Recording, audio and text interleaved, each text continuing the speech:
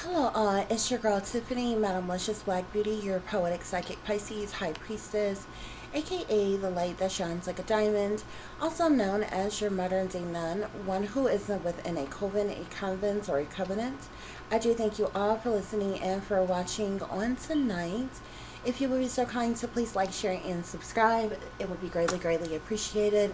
This is going to be another one of my story times, guys, which is entitled Medium Massacre. Okay, so as always, guys, you'll know I like to give a bit of a disclaimer before I go into these story times with you all. So, as I tell you all always, this story doesn't have anything to do with any particular persons, places, or things in general. Okay, this is something that has been created by yours truly, which is myself. Okay, and at the end, of course, I'm going to show you all that this is all original work that has been created by myself, guys. Okay, so without any further ado, we're going to get right into tonight's story time, which is entitled Medium Massacre. Medium Massacre. Introduction. An investigating psychic medium's reality is shattered after becoming possessed by the uncrossed lost souls dwindling between worlds. Although entangled within a sinister entrapment, she vowed to help heal and free the deceased yet undead spirits crying out to her for closure. But first, these tormented unruly spirits have unfinished business here on earth once and for all. Chapter 1. Humble Beginnings. Celeste McBrien was a simple soul from Los Angeles, California. Although bright, beautiful, and full of life, Celeste never did quite measure up as a vibrant socialite. A naturally introverted loner rejected from society, yet she thrived anyway without making any meaningful connections with other peers her age. As an only child, Celeste spent a vast amount of time alone even at home. Meanwhile, her parents' demanding work schedule didn't include showering her with love or emotional support.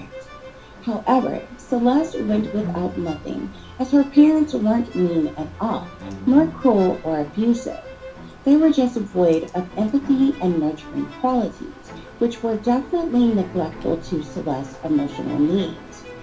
Nevertheless, they made up for their selfish misdeeds with a never-ending supply of material things. Meanwhile, Celeste, unbothered by her circumstances, found interest in other matters that aroused her curiosity. Already eager to learn everything she possibly could, soon enough a deep dive into spirituality and occultic themes became a passionate hobby which ultimately consumed her life entirely. Finally, Celeste felt comfortable in her own skin. A sense of belonging fell over her as she discovered her life purpose. Ready to embark upon a new journey in her otherwise dull life, Mr. and Mrs. McBrien didn't find Celeste's newfound skills, trait, or interest to be very amusing, as they felt it had no meaningful value to sustain stability and security, and not to mention reliable income. Of course, they, being a doctor and a lawyer, felt Celeste was wasting away the perfect opportunity to put her 4.5 GPA into good use by attending a prestigious college and later obtaining a suitable career. Then again, they were much too busy as always to actually push the issue with Celeste. Yet, a brief conversation over family dinner one night was about all the attention the matter got in her household, and thereafter Celeste only received the occasional eye roll, sigh, or shaking of the head when passing by her parents, who were obviously disappointed with her choices, yet both lacking empathy to even show emotions or engage in further discussion on the issue.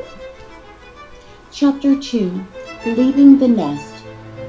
Celeste had about all she could take from her non-attentive, nonchalant parents and the eerie, cold silence of her childhood home.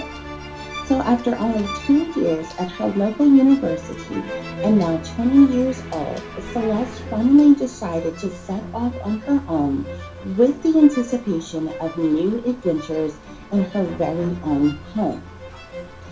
Sherman Oaks is said to be one of the safest neighborhoods in Los Angeles, California, so that's where Celeste decided on residing. Of course, her parents' generous offer to pay for her first home offered her the opportunity to live rather lavishly and comfortably in her cozy condo. Now unpacked and quickly settling in, Celeste was eager to begin her journey with her new spiritual practices. Chapter 3: Finding My Calling. Celeste, being her free-spirited self, was definitely more spiritual than religious, although she highly entertained the idea that something, somewhere, more advanced than human beings likely surely existed both here on Earth and other places unknown to man, a topic which certainly piqued her interest. Nevertheless, Celeste always did have an overactive imagination, as she was highly intuitive for as long as she could remember. A desire to know the unknown overwhelmed her with endless curiosity. After much study of the occult, spirituality, and other things, by the age of 16 years old, Celeste purchased her very first tarot deck of cards and began her journey to find answers of themes which were hidden. What only started out as a hobby at first seemingly gave Celeste great joy as she began to tap into other areas of spiritual practices as well. After creating a social media account and blogging about her experiences with the spiritual realm and tarot, Celeste's passions grew into an obsession, as she had the overwhelming desire to communicate with angelic beings.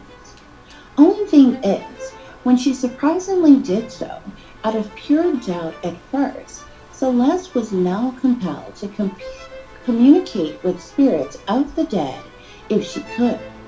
But between her studies, Celeste found another interest that seemed to bother her greatly, which were all the true crime stories of victims that just oftentimes went unsolved without a clue as to what happened to the victim. That really worried Celeste, and being the gentle soul she was, she wondered if she could make a difference by contacting those deceased to get answers. Kind of afraid to do so at first, but by 18 years old, Celeste successfully did, to some degree, activate her mediumship abilities, and she was then able to do readings for the deceased to kind of get an idea of what happened to them. But Celeste wanted a clear channel of contact with the spirits, so between the ages of 18 and 20 years old, Celeste worked tirelessly to achieve the goal of seeing and directly speaking to the deceased, and after a number of spiritual rituals, Celeste accomplished just that.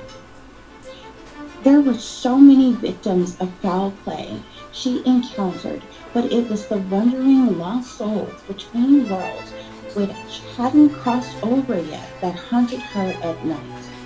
Celeste knew then her calling was psychic mediumship, and she vowed to help every lost soul, if she could, and tell the world the truth of their tragic end, and bring them closure so that the souls could cross over and rest. Chapter 4: A Great Responsibility. Being a psychic medium is very much time-consuming, so Celeste decided to start her own small business offering spiritual practice services.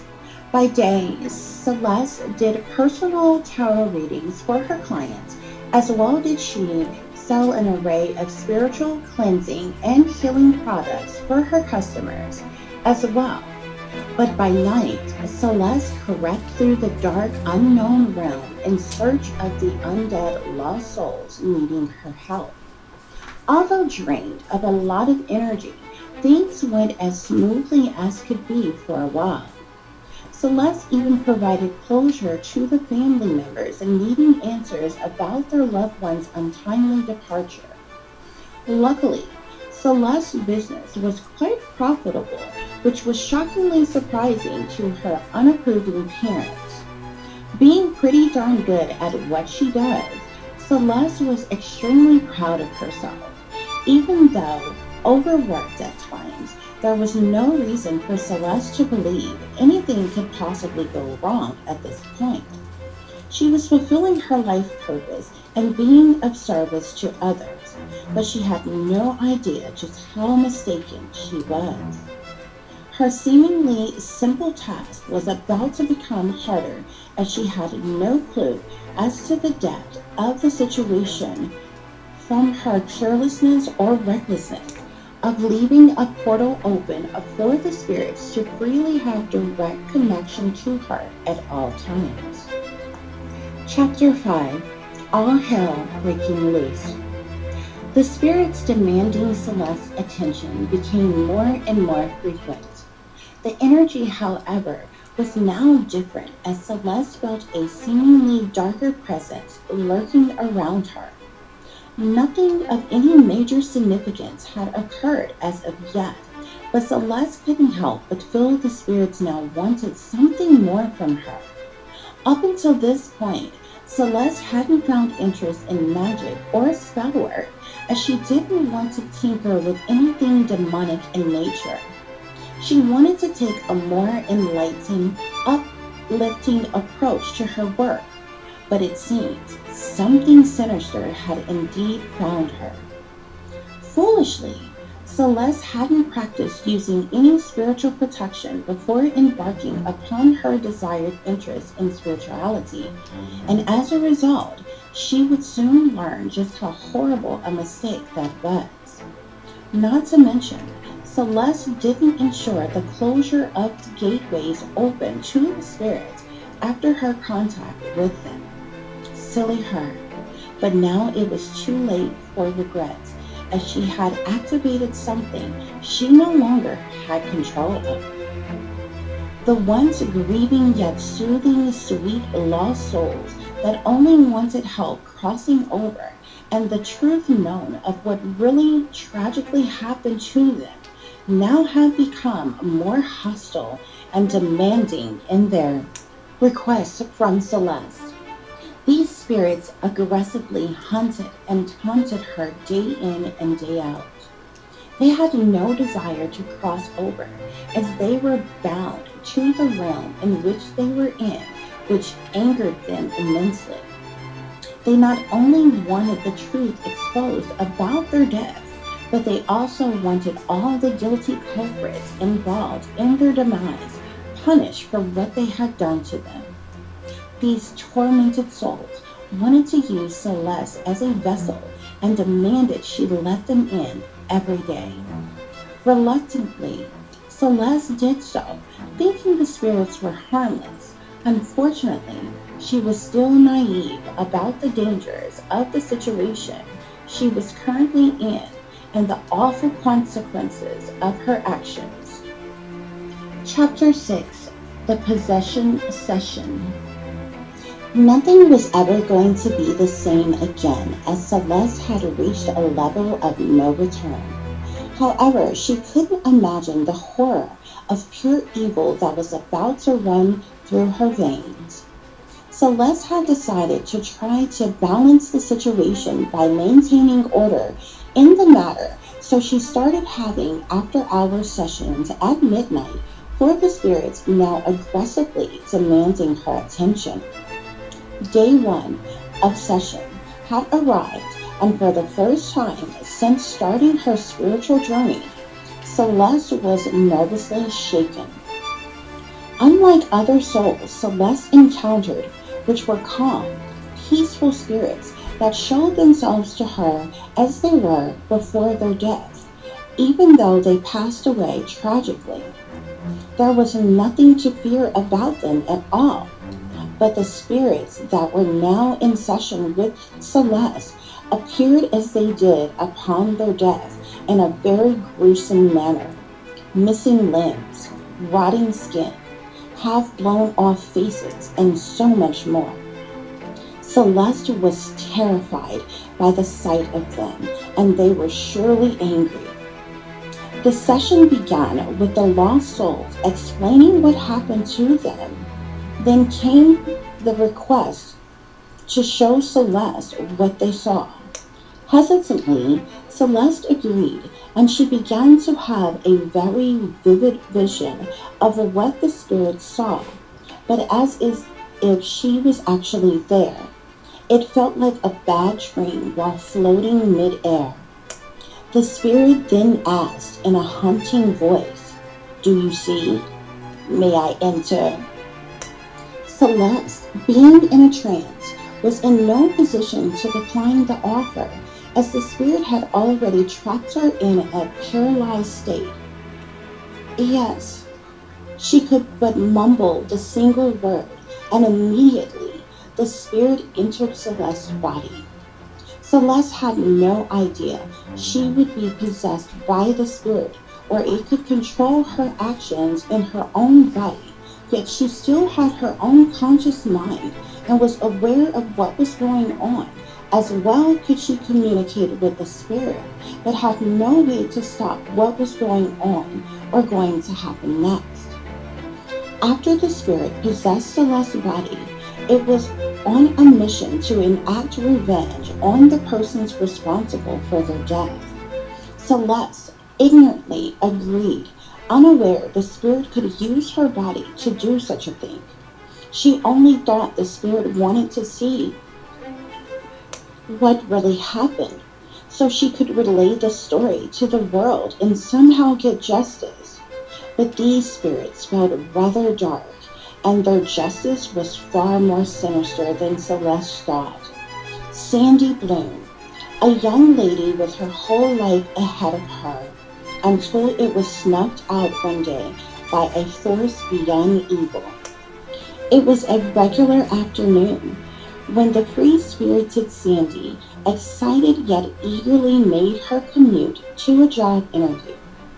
It was the opportunity she needed, but unfortunately, as fate has it, she didn't make it to her destination after being pulled over by a local police officer along the way. Sure, she was slightly speeding, as she didn't want to be late, but it was only a simple traffic violation, so Sandy had no worries or warrants and figured she'd get a ticket and be on her way shortly. That is, until she came face to face with wickedness in uniform. Before Sandy knew it, she was being aggressively pursued by a bully, in which she did not take a liking to, and expressed as much to the officer, who didn't take her supposed insubordination kindly. In a matter of seconds, Sandy was being roughly patted down, placed in handcuffs, and arrested on sight. There was no logical reason for the arrest, as Sandy had no outstanding warrant of any kind, yet she was transported to the police station anyway. Unfortunately, that's when tragedy struck, because that holding cell was the last place that she would ever be seen alive or dead. Sandy's Miranda rights were never read to her, nor were there any real formal arrest or pressing of any charges, yet she was being held. At some point in the midst of the mayhem, Sandy was ordered to change out of her clothes in front of several other officers into a jail attire, in which she refused. A struggle ensued, and Sandy was thrown to the ground and pinned down. Sandy endured a severe beating with bruises covering the entirety of her body and broken bones while her clothes were being ripped off. The officers surrounding her laughed and joked as they took turns beating and raping her. Sandy fought with every fiber of her being, but the officers obviously were much stronger than she. When the torturous ordeal was done, Sandy's life was gone. She died fighting for her life on a cold holding cell floor. It was only later determined by the medical examiner that Sandy's death was due to asphyxiation by way of strangulation, and a fabricated report was created indicating Sandy had taken her own life. That was the cover story, but no one with any common sense questioned why a young, vibrant woman with no warrant or reason to hold in a jail without bond would seemingly just give up on life and kill themselves for no good reason at all. Celeste's blood boiled with the anger, pain, and sorrow of Sandy ravaging through her. Before Celeste knew it, she was no longer in her condo where she held her sessions. Sandy was navigating her body as they entered Celeste's car and went on a journey to find Sandy's killers. The possessed meshed pair made their way to the airport and took a round trip to Texas. Once arrived, Celeste rented a car and set off. One by one, Celeste, possessed with the spirit of Sandy, arrived at each of her killers' homes. An outside disturbance was created in an effort to lure each of the cowards out of the security of their homes, at which time the possessed Celeste ravagely murdered each of them in the most gruesome way possible. Possessed Celeste created a diversion by pretending to be in distress to get the unsuspecting officers to come closer. Only when they did, possessed Celeste tased the officers just as Sandy had been done, and when they fell to the ground, the weapon of choice used in the horrendous murders was a large hunting knife she picked up along the way. For the first officer, stabbing him 33 times didn't seem like nearly enough pain he should have endured, but that was the amount of minutes it took to kill Sandy, 33 minutes. The huge blade finally broke off into the officer's penis, which was his weapon of choice used on Sandy, so serves him right, possessed Celeste dies. The next two murders, possessed Celeste used random weapons available on their lawns. One of the officers' face was bashed in with a brick, and the third officer was strangled with his own gardening tools. At each of the gruesome scenes next to the dead bodies, possessed Celeste left behind an article of Sandy Bloom's death, with the word liar written in red on the front of it. But Sandy wasn't done yet. She wanted to find the female officer that stood by and did nothing while she watched her being beat, raped, and murdered in cold blood by her colleagues. That officer, however, was on duty that night. So possessed Celeste waited nearby for the officer to leave work, then she followed her, only to run her off the road on the highway, where she crashed into the river and died instantly on impact. Chapter 7. The Shocking Aftermath. Time had escaped Celeste with no memory of the trip back home. She lay dazed and confused in her condo alone, with nothing but eerie silence and terrorizing thoughts of the night before to comfort her.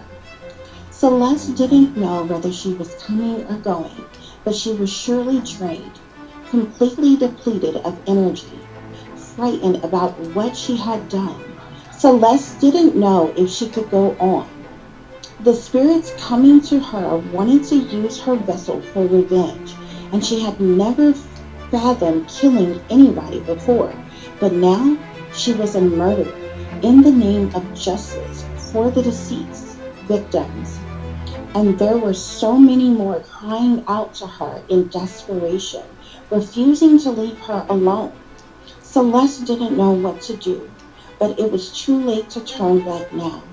She canceled all her appointments for the day and tried using cleansing rituals to attempt to recuperate from the trauma. But the midnight session was once again fast approaching, and there was no way she could dodge the spirits that now fiercely hunted her daily. Chapter 8, Spiraling Out of Control. Celeste was finding it hard to maintain her daily functions, although she tried hard to act as if nothing was wrong. Obviously, it wasn't a very good attempt because several people noticed the overwhelmingly difference in Celeste. From her parents to her clients and customers, often noticed Celeste's distance and lack of emotion, which was vastly different from her normally bubbly, outgoing personality. Celeste found herself void of motivation as she once had. The grueling fact of the matter is the spirits took an awkward toll on her mind and body without mercy, demanding more and more of her energy nightly to do their bidding. Celeste seemingly couldn't get a moment's rest, and when finally the spirits rid themselves of her briefly, she found herself facing the sunrise in a daze and the start of a new day, not even remembering getting any rest from the previous night. Nevertheless, session 2-5 was much like the first brutal massacre, yet different weapons were used on perpetrators in each slaying. The poor lost souls ranged from police brutality, abductions, forced suicide, and domestic violence victims. To no surprise, they all had the same sinister motive: revenge. But it was the abrupt sensation of the cold chill that ravaged Celeste's body when the spirits entered her. That was something she could never forget, followed by the immediate grasp of her soul, unplugged with all their damning feelings and emotions once she was under possession, which rendered her helpless to the spirits that controlled her.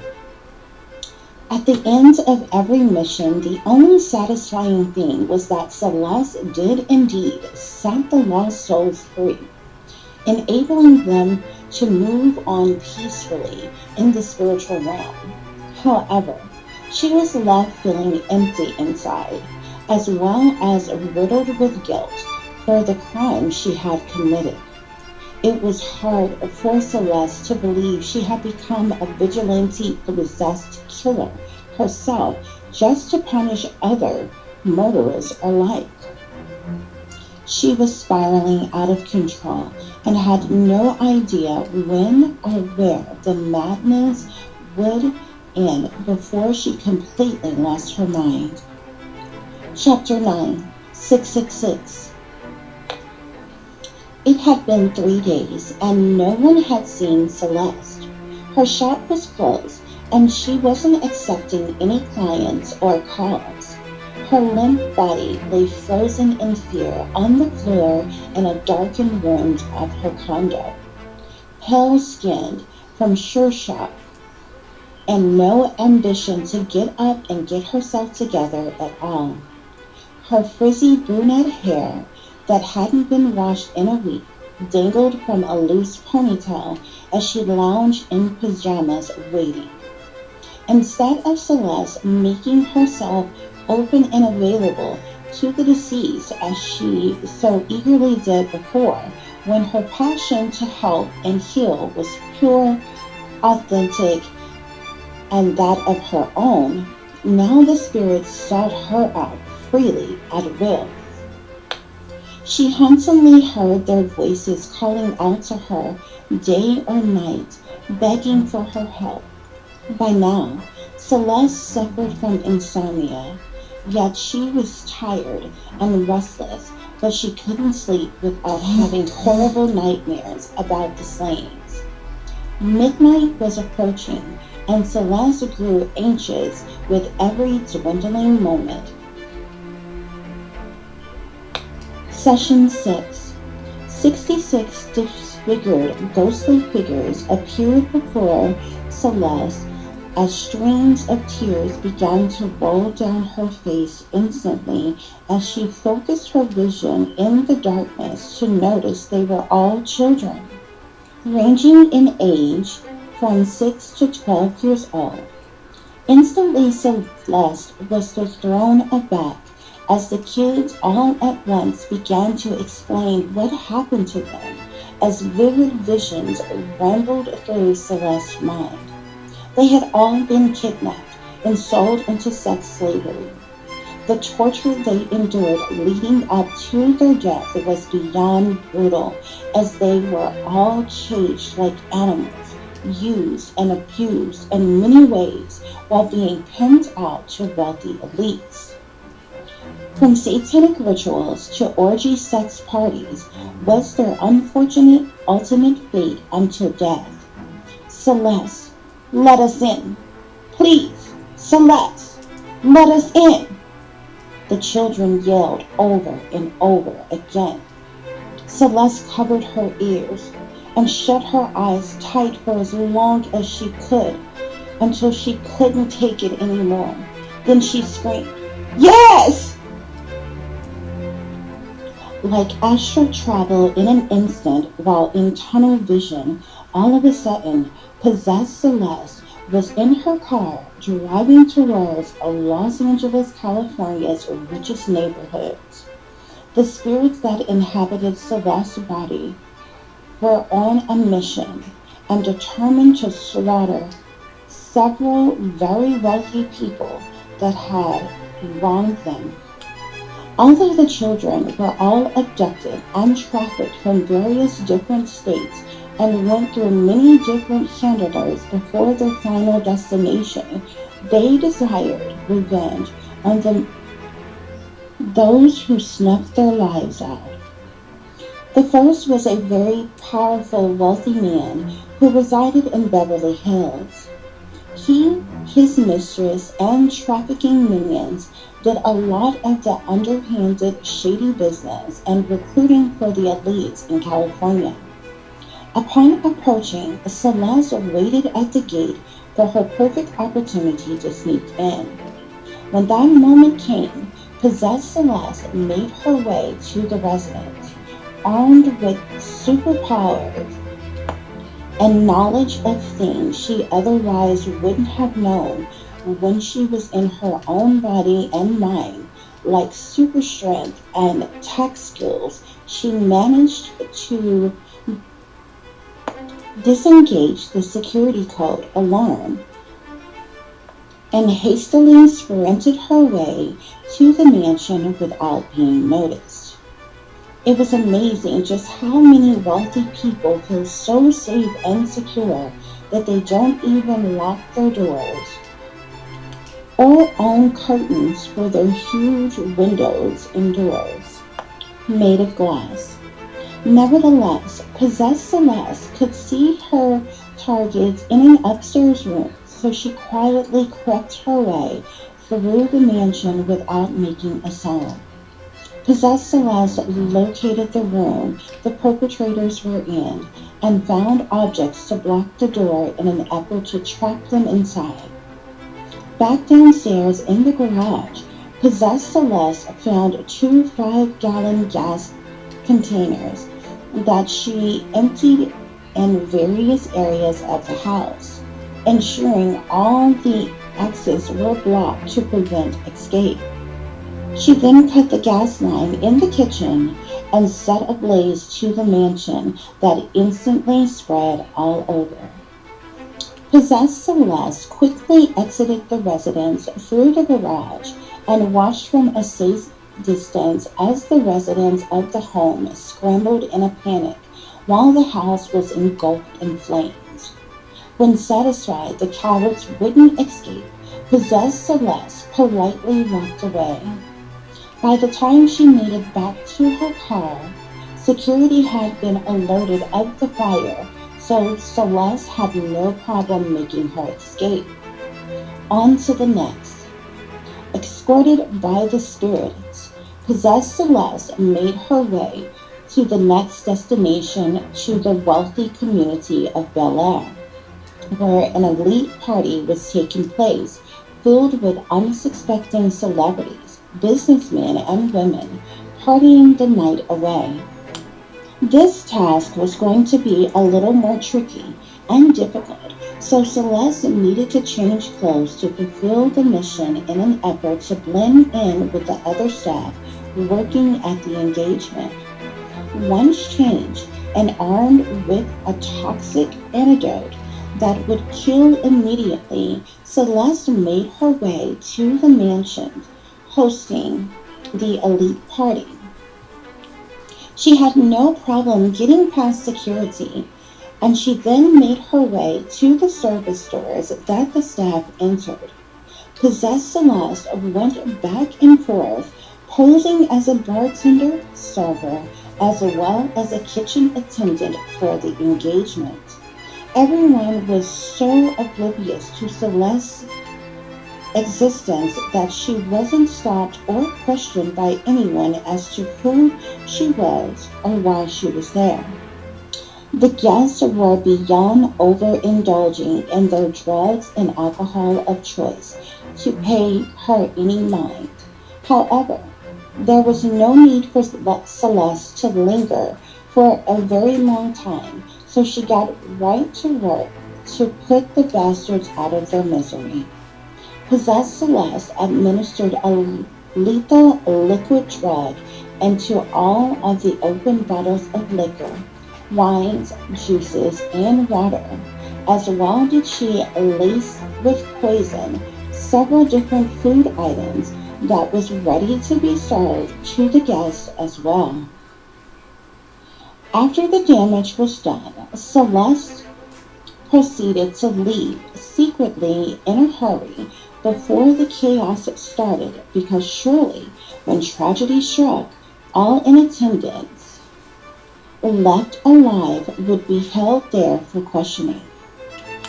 With more than 100 guests in attendance, Celeste was hoping to have eliminated more than half of them.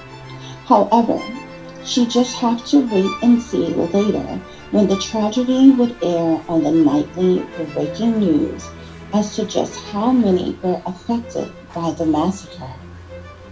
Chapter 10, Mental Breakdown. With another murderous mission complete, Celeste was back in her condo, dazed, confused, and all alone yet again. She began to unravel while pacing the floor back and forth as she replayed the events of the night over and over again in her head. The local early morning news hadn't aired yet, but the internet, as well as the major worldwide news media outlets, were buzzing with breaking news of multiple high-profile wealthy individuals' deaths. The report stated a multi-billionaire and his mistress tragically died in a house fire that was being said to be an alleged murder-suicide in Beverly Hills. The report also included the suspicious massive deaths of 64 wealthy individuals attending a mansion party in Bel Air, all from an apparent fentanyl overdose which had been laced with arsenic and methamphetamine. It was believed that the deceased all willingly partook in drug use that led to the tragic outcome. Furthermore, the alleged victims were named as high-profile escorts, porn stars, wealthy elite business executives, CEOs, various different celebrities, from actresses to actors, to singers, rappers, models, producers, directors, and politicians. Of course, the brainwashed world of sheeple were devastated by the tragic loss of so many of their favorite idols. This was the first time ever in history that many persons of elite status died all at once at the same time. A grand total of 66 deaths of the rich and famous rocked Los Angeles, California to its very core in a single night. Fortunately, Celeste was able to help, heal, and set the tormented lost souls of those children free, but she was losing touch with reality fast as she felt like she was losing her mind herself. She couldn't eat or sleep and was just barely functioning in general, ultimately deteriorating from the inside out day by day.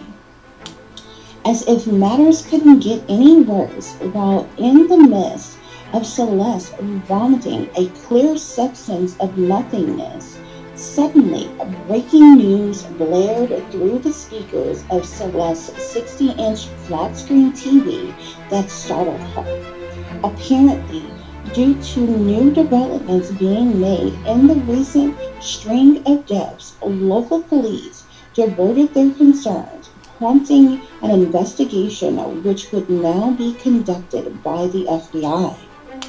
Panic set in as now Celeste feared being caught more so than ever. Rather than withering away in sorrow while cradling herself in a pool of pity, an instant chill fell over her. Bombarded by the whimpering ramblings of yet another lost soul reaching out to her for help, Celeste had no time to feel sorry for herself because she was now plagued with the grief of angry souls that had just possessed her body. She was literally out of her mind, out of her body, and out of control, left at the mercy of cold, undead spirits on a deadly mission of revenge.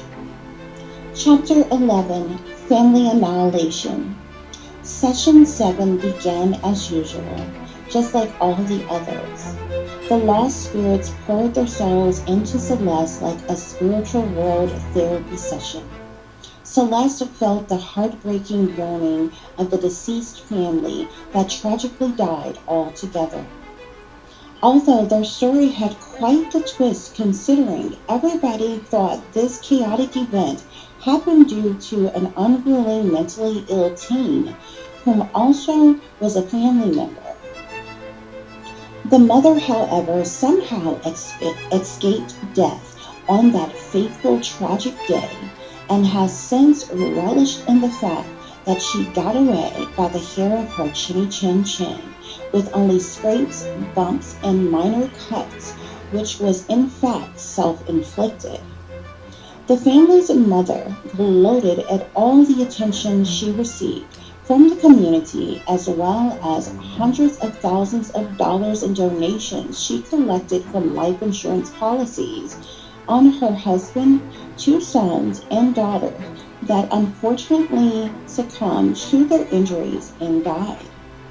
Her eldest daughter, only 15 years old at the time, however, was the patsy that took the fall for the cold-blooded gruesome axe murders. Meanwhile, Mother Dearest, whom worked for the government, lied to authorities, claiming her daughter was mentally ill with various severe disabilities. And soon after, without sufficient investigation, the young girl was charged with the crime and sentenced to life imprisonment for the criminally insane. The harsh, sinister mental institution is where the young girl resided for 4 years, left alone without a single visitor ever.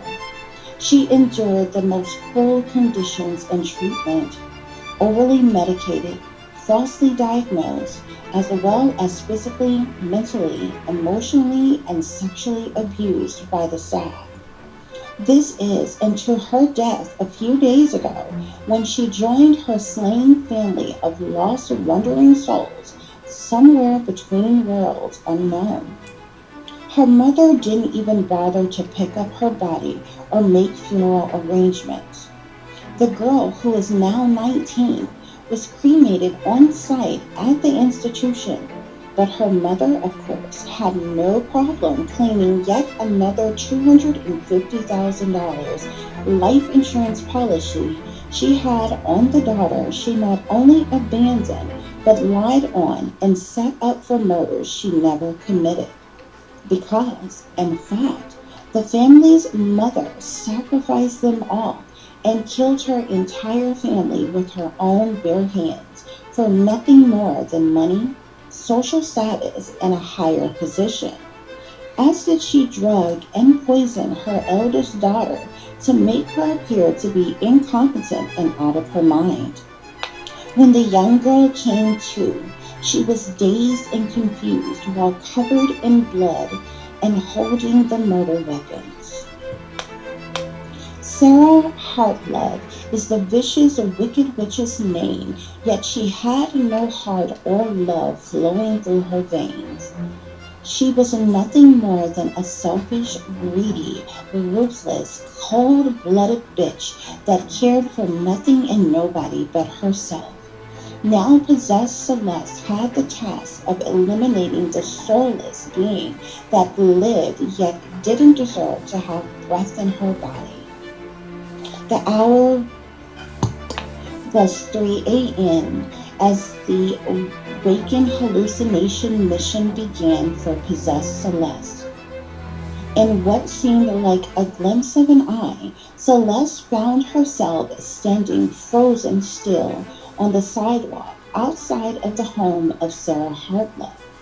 The eerie, crisp darkness surrounding Celeste camouflaged her.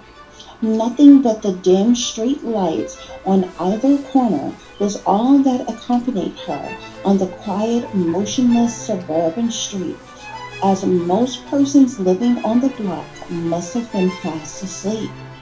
Celeste monitored the house at a short distance away, looking for any signs of movement or possible easy entrance into the home.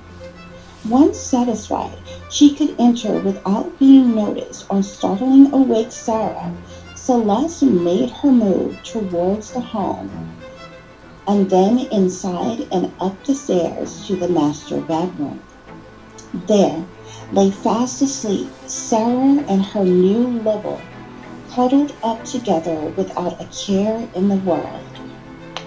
A bit taken aback, hoping Sarah would be alone, possessed Celeste had to make a judgment call. Although the revengeful spirits wanted their vigilante justice, they did not want to harm innocent people. But they were much too close to turn back now, so they took their chances and a bit of a risk with allowing a witness to stay alive. Possessed Celeste stood at the foot of the bed as she contemplated while staring down the unsuspecting Sarah. Then she made her way to Sarah's side of the bed. Without further delay, Celeste raised her weapon of choice, an axe, just as Sarah had used to massacre her entire family, and begun brutally chopping her up into pieces, starting with her foolish head. Sarah didn't see it coming and died instantly. However, her lover, Ralph, awoke in a panic, screaming bloody murder as he hastily tried to scramble away. He attempted to call 911, but by the time dispatch answered, possessed Celeste booted him in the face with the butt of the axe, just enough to knock him out without killing him.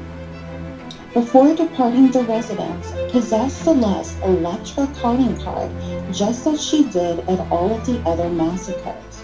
Simple news clippings of articles from the original murders that had been committed.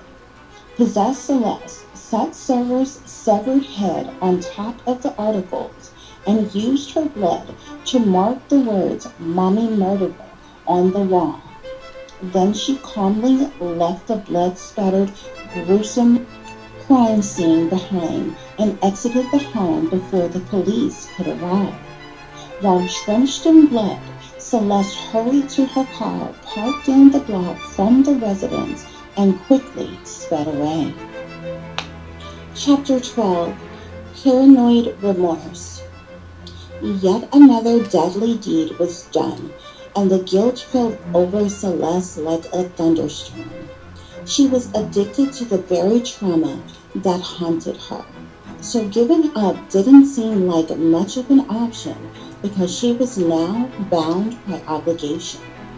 Celeste wanted to help the lost souls, but she never imagined it would turn into some blind, rageful serial killer, which sickened her to the core. She felt helplessly overwhelmed and afraid of her fate and the final outcome of it all. Jump scared at every sudden movement or noise, never knowing when the spirits would call out to her again for help. As if that weren't enough, the local and federal authorities were putting the pieces to the puzzle together fast, and in hot pursuit of a female suspect the media dubbed the vigilante massacre serial killer. People couldn't believe a woman alone was responsible for such heinous crimes and thought there may be some kind of mistaken identity or something. But the latest breaking news revealed the pattern of chained events that had taken place in several different open homicide cases. The discovery was made due to the news article clippings left behind at the crime scene. Thus far, the authorities had made the connection in the last 3 murders, but reported the investigation was ongoing, considering there may be more. As well, did they have an eyewitness that was left alive at the most recent massacre, who was cooperating with investigators. Hearing the news, Celeste unraveled as she fell into a severe depression from stress. Stuck in a sunken place of a mental breakdown and riddled with paranoia, Celeste began to have remorse about the crime she committed. She needed an escape plan because she knew it was only a matter of time before things went from bad to worse. But currently, she was in no condition to come up with some brilliant master plan considering she could barely think. She needed to eat, shower, and get herself together, go back to work, maintain her daily routines, and act as if things were normal. A little voice in her head told her, as she lay there with a blank stare, thinking aloud. As crucial as things had gotten, Celeste had a feeling that the lost spirits weren't done with her yet, although she was hoping for some kind of compromise to find another solution to helping the deceased needing her help with finding closure, getting their truth out, and crossing over without any more bloodshed. But she doubted the rageful spirits wanted anything less further pain and suffering they endured. Regardless what little strength Celeste had left, she put into readying herself for the next day.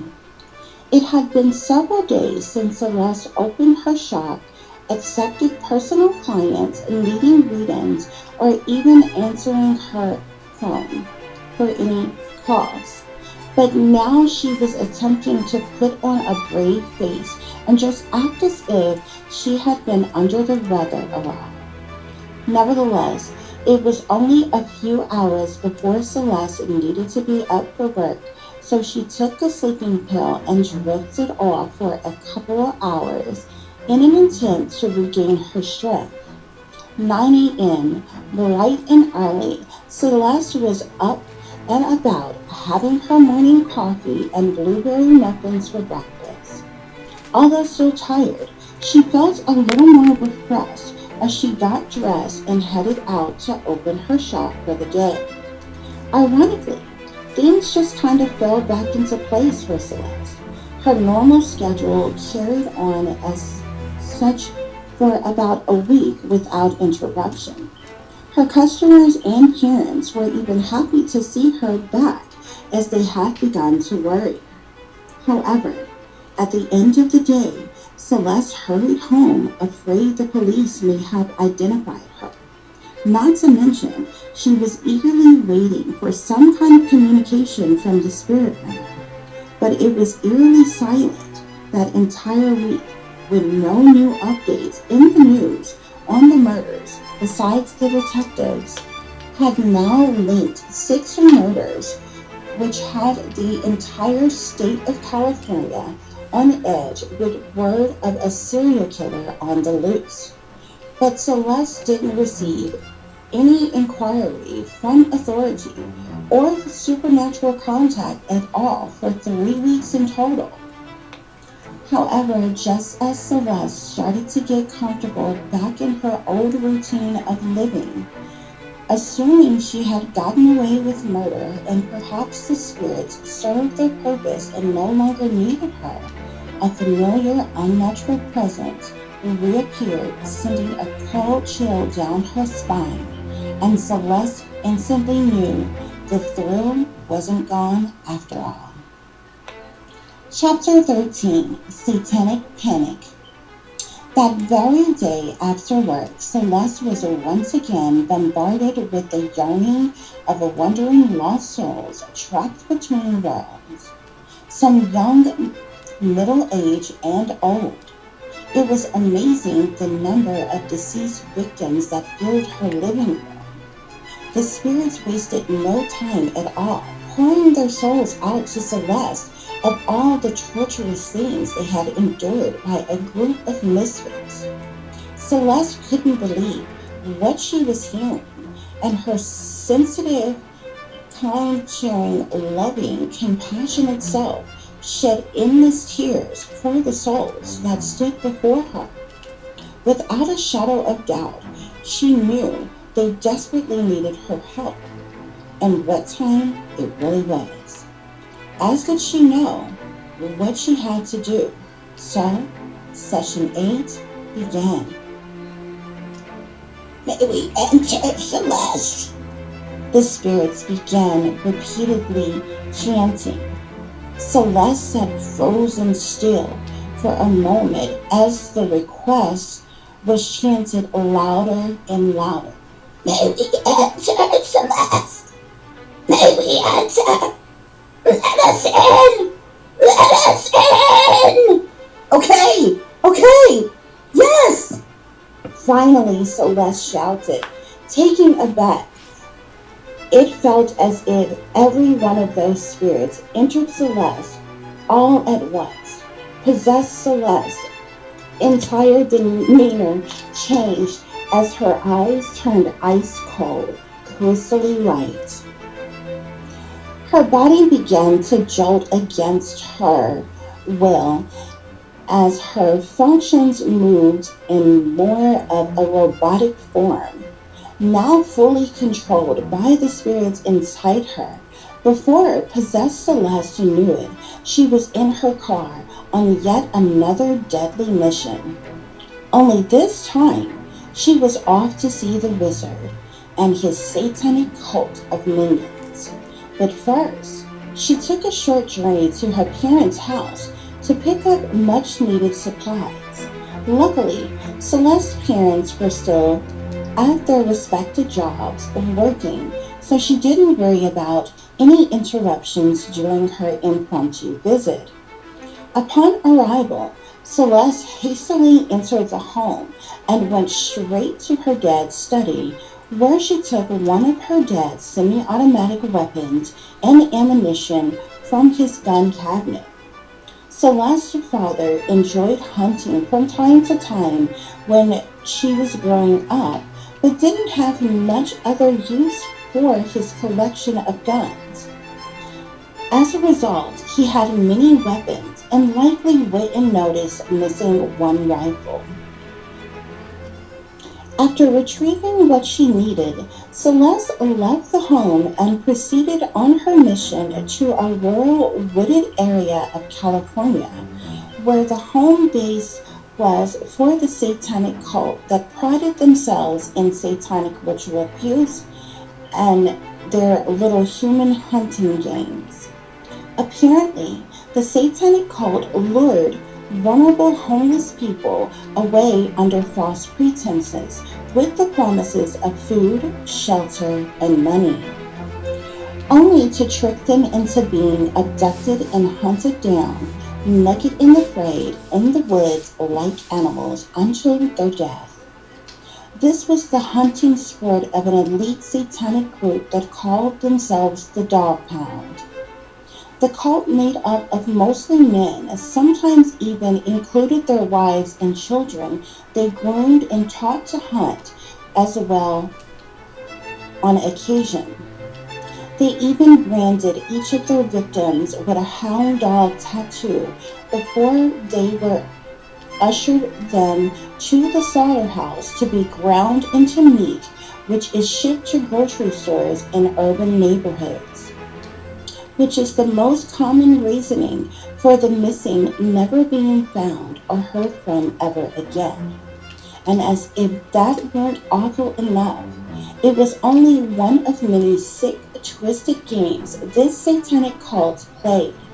Meanwhile, back at the ranch, but of course, the cult had to pay their homage to dark demonic gods they served, so ritualistic practices, human and animal blood sacrifices were common. However, the cult's satanic ritual abuse amongst children was the most disturbing. They used, abused, and tortured kids of various ages in many sadistic ways. That their most powerful conjuration ritual was the sacrifice of infant babies on altars while chanting, which they also drained and drank the blood of, as well as consumed the baby's human flesh and organs, being they are also cannibals. Nevertheless, possessed Celeste had reached her destination, which was a safe distance away from the ranch compound hunting ground. She grabbed her backpack full of ammunition and her semi-automatic weapon, then proceeded to hike her way into the steep, eerie woods that literally smelled like burning flesh. Once satisfied she was in the thick of it, she climbed to the top of the highest tree to get a good vantage point. There she sat in wait, watching for her moment of opportunity to attack. There were many comings and goings, back and forth, but from what possessed Celeste could see, it seemed as if the cult was getting ready for some kind of a ritualistic celebration. So she stood her ground and continued to watch the activities and who else would arrive at the meeting. It wasn't long before several cult members began to show up. There was even a bus full of victims that was brought to the ranch who were chained together like cattle. Obviously, the cult planned on hunting that night during their gathering. The spirits in possessed Celeste could no longer hold back their anger, nor were they going to sit back and watch innocent victims die as they did.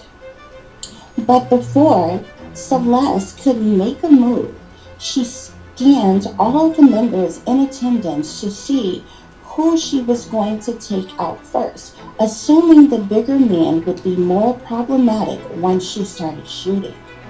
All of a sudden, she couldn't believe her eyes, and for a brief moment, possessed Celeste snapped out of her trance, shaken by what she was seeing. It couldn't be, she thought to herself, almost losing her grip on her rifle altogether.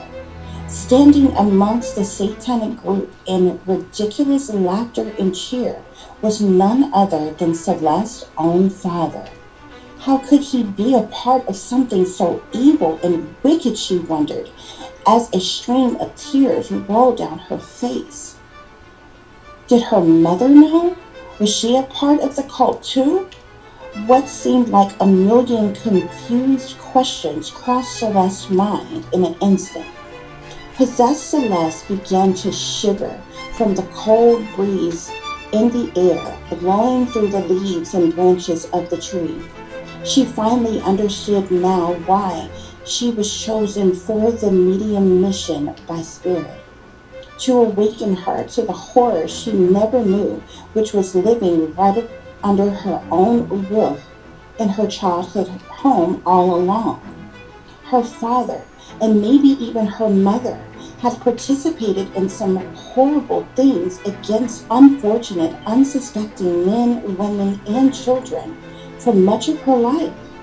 Celeste couldn't take the unbearable feeling of disgust anymore. She aimed her semi-automatic rifle and began shooting the cult members one by one until she massacred them all. Possessed Celeste took cover as some of the other cult members running from the cabin began to aimlessly shoot back at her.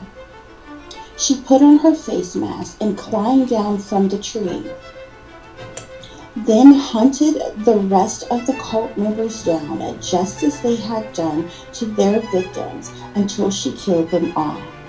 Possessed Celeste then found the keys to unlock the cages holding several battered and bruised children, as did she release all the homeless people they had chained up near the buses, waiting to be hunted down and slaughtered.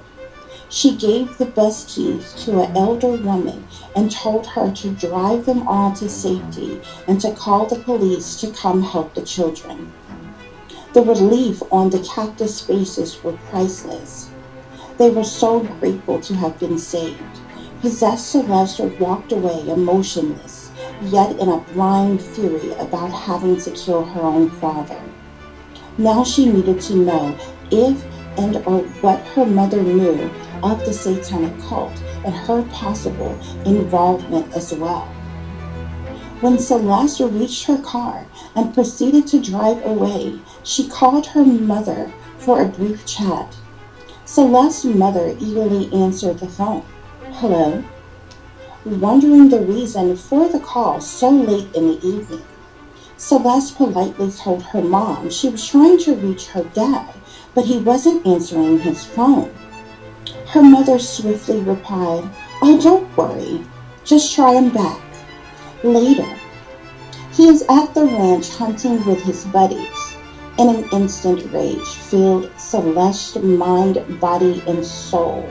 She knew her mother knew all too well what her father was up to, and she was a part of it. Perhaps the only reason she wasn't there that night is because she worked late that day. Besides, what kind of hunter hunts at night, Celeste thought. Celeste bit her angered tongue, refrained from an outburst, and nonchalantly sighed. Yeah, okay. Then hung up the phone. It was obvious what Celeste had to do next. She went in and out of possession as she drove down the highway, going back and forth in her mind about other things her parents possibly hid from her. The more and more she thought about it, the angrier she got as she slowly approached her parents' house. Only a dim nightlight shined through the curtains of Celeste's parents' bedroom, so she knew her mother likely was in her room reading, waiting for her dad to get home. Celeste wasted no time entering the home with her key. While in a daze, Celeste slowly made her way up the stairs to the master bedroom. Alerted to the creaks in the floor, Celeste's mother called out, Honey, is that you? Assuming her husband was home. Celeste didn't utter a word as she appeared out of the darkness in the hallway into the doorway of her parents' room. Startled, Celeste's mother shouted, "What in the world are you doing here? And what is wrong with you?" Celeste's face was blank and pale, lips chapped from all the crying she did on the drive there. "Why did y'all lie to me?" Celeste softly asked her mother. "How could you be a part of something so evil, like a satanic cult?" Celeste's mother sat straight up in her bed, shocked by her daughter's line of questioning. You must be confused, hon. Why would you think such a thing as that?" she said. Celeste hung her head, then raised the rifle, pointed it at her mother's chest. "I saw him there, and I know you know, Mother," Celeste yelled. Her mom screamed, "No! Stop! Celeste! Don't do this!" "Too late," Celeste said, enraged as she shot her mother to death. Afterwards, Celeste wiped her fingerprints from the rifle and dropped it on the floor. "Perhaps the police will think her father or an intruder did it," she thought. But in that very moment, possessed Celeste didn't much care. She exited her childhood home once and for all, forever, feeling worse than she had ever felt before after one of her possessed, murderous rampages. There was nothing left to do but return to her condo and sulk. Celeste was smart enough to know it was the beginning of the end, and likely only a matter of time before the detectives came looking for her. Chapter 14, Under Suspicion. Celeste returned home in the wee hours of the morning, feeling depleted and exhausted. She was at an all-time low as she fell into the deepest, darkest, sunken place that she had ever been in before. She couldn't eat or barely think, so without a drop of energy left in her, Celeste fell asleep, curled up in a fetal position at the foot of her bed, still covered in the blood spatter from shooting her mother to death. Flashes of light and faint chatter blared from the TV at a distance. Breaking news was being covered about the grisly scene found at the ranch. 23 members of the Hound Dog cult were discovered slain on various areas of the property. Every local news station was present as 33 abducted children were rescued and 30 more homeless adults whom had been lured away were freed, as many of them gave statements to the media about the horror they had endured, all of which gave credit to a mass vigilante savior that heroically saved them all. It wasn't long before the media's headlines read, "The vigilante serial killer strikes again." 9 a.m. Celeste staggered out of bed, still groggy and tired, yet she quickly awakened after being startled by her own appearance. Her thoughts were foggy about the night before, but she surely didn't remember falling asleep in blood-stained clothes. Hastily, Celeste ran to her bathroom to dispose of her soiled garments and showered immediately. Afterwards, she had her morning coffee while watching the news in amazement about the most recent events that had taken place. Celeste's anxiety shot through the roof watching the headlines, but she tried to remain calm as she readied herself for work. 10:55 a.m. Celeste finally made it to her shop to open for the day. Only 2 hours late, but at least she was there, trying to appear normal as if everything was okay. Celeste couldn't help but wonder when the authorities would make the connection between her dad being killed at the ranch and her mother being murdered in her home. She knew soon enough the police would come looking for the next of kin, so she found it hard to focus. Luckily, business was slow, which gave Celeste plenty of time to obsessively overthink the situation. The day came and went with no interruptions, which vastly confused Celeste, who had been preparing her statement in her head all day. She went straight home as usual and sat in anticipation. Come to find out, Celeste's mother's body had not been discovered yet. Due to so many victims being slain at the ranch, the medical examiner hadn't processed all the alleged victims to obtain their identities so that the police could contact their next of kin. It was in fact 3 days later when finally the authorities knew the identity of Celeste's father, which is when they went to her parents' home to alert the wife of her husband's untimely death, only for them to stumble upon yet another grisly crime scene that they weren't expecting. Celeste had accidentally left the front door ajar upon her departure. The police, finding this suspicious, let themselves in after announcing themselves several times with no answer. Celeste carried on as usual, being it had been a few days since the murders, and ironically she hadn't had any further contact from the spirits requesting her assistance. It was noon, so Celeste proceeded to help a couple of customers before heading out for a brief lunch. Just as she turned around to grab her purse and keys to lock up the store, the chimes from the door rang. Eagerly, Celeste said, "You caught me just in time," with a slight grin on her face while slowly turning around, thinking it was just another customer wandering in. However, much to her surprise, she was standing in the face of two detectives. "Celeste McBrien," one detective said. "Yes, I am she," Celeste replied, still trying to maintain her chipper, upbeat attitude, although she knew very well why the detectives were there. "I'm afraid we have some bad news, ma'am," the detective said. "Is it possible for you to come with us, please?" Celeste cautiously looked around the shop as if she was confused as to why they would want to speak to her. "May I ask why, please?" Celeste mumbled. "It's been a tragic incident, ma'am, but it is best we speak at the station," the detective replied. "Oh, okay, I see." Celeste vaguely agreed to accompany the detectives to the police station. So off they went, but not before Celeste asked if she could call her parent, who is a lawyer, since she did not know why the detectives needed to speak to her.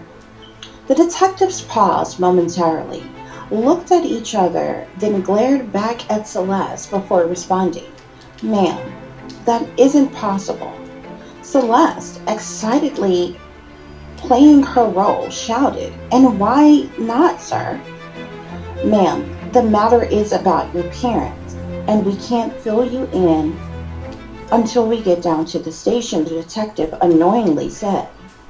"Very well," Celeste agreed. 12:30 p.m. Celeste and the detectives arrived at the police station. She was escorted to a waiting room, which appeared to be much like a soft interrogation room for kids. There was pale-colored furniture and no windows in the room, but no matter how comfortable they made it seem, the room was still dauntingly claustrophobic, which would make the hairs on anyone's arms stand up as chills ran down her spine. Celeste was overwhelmed with anxiety as she patiently waited for the detectives to return. When they did, much to her surprise, not only the two previous detectives returned, but they were accompanied by an FBI agent as well.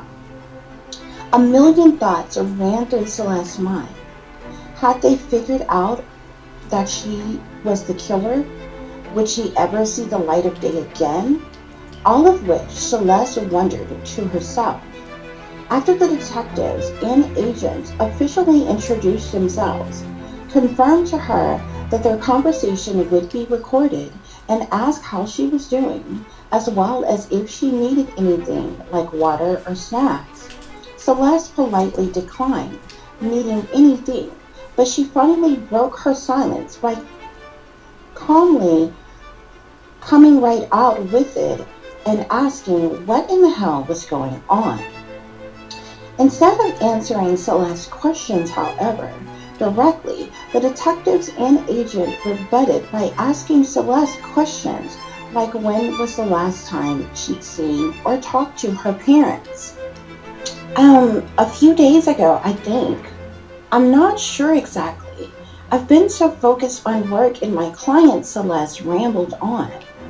But you're not telling me what is going on and why can't I call my parents, Celeste frustratingly replied.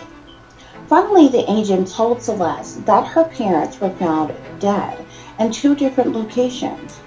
They had likely been murdered on the same day within hours of each other, they explained. Celeste appeared shocked, but not a single tear formed in her eyes. Surely the detectives and agents noticed, as they often read people's body language in these kinds of situations. They can't be, Celeste eventually mustered up the words to say. I just talked to my mom days ago, Celeste continued in saying. Hmm, the detective sighed. Do you remember what the conversation was about? Yes, Celeste quickly replied. I was asking my mom about not being able to reach my dad and where he was because I needed his help at work. Mom told me not to worry and that Dad would call her back. She said she had worked late that day, and when she got home, Dad had left a note saying that he was going hunting with his friends at the ranch. Celeste repeated the entire conversation verbatim. She had with her mother as if it was scripted. However, she also included that after that, she didn't hear back from her parents. So she just assumed that they both got busy or forgot to call her back. But they were kind of nonchalant that way, so she didn't think anything of it. The conversation went back and forth for quite some time between the detectives, agent, and Celeste. They filled her in on the gruesome, heinous murders of both her father and mother. Meanwhile, Celeste did her best to play her role as the heartbroken, grieving daughter. When the conversation, which felt like an interrogation, was finally over, the detectives made a point to ask Celeste if she would agree to being fingerprinted and having her picture taken to eliminate her as a suspect.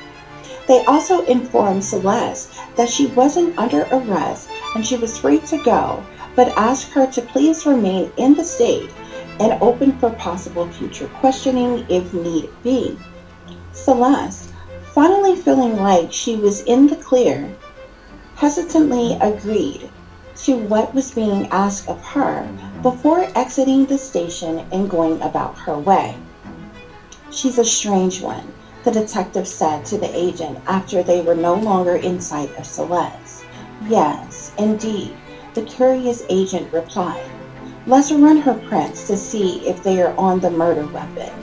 At her parents' house, the agent requested of the lead detective on the case, who agreed with the suggestion by saying, sure thing.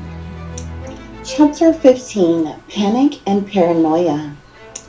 Celeste attempted to keep her composure and remained calm, yet she wasted no time rushing out of the police precinct as fast as humanly possible. Going back to work wasn't an option after such an ordeal, considering she needed to appear to be grieving. So she ordered an Uber home. When Celeste arrived home, she barricaded herself in, her mind filled with endless thoughts as the worry and depression set in while she rambled to herself aloud. Before she knew it, hours had gone by, and yet Celeste still paced the floor, stressed over what to do next.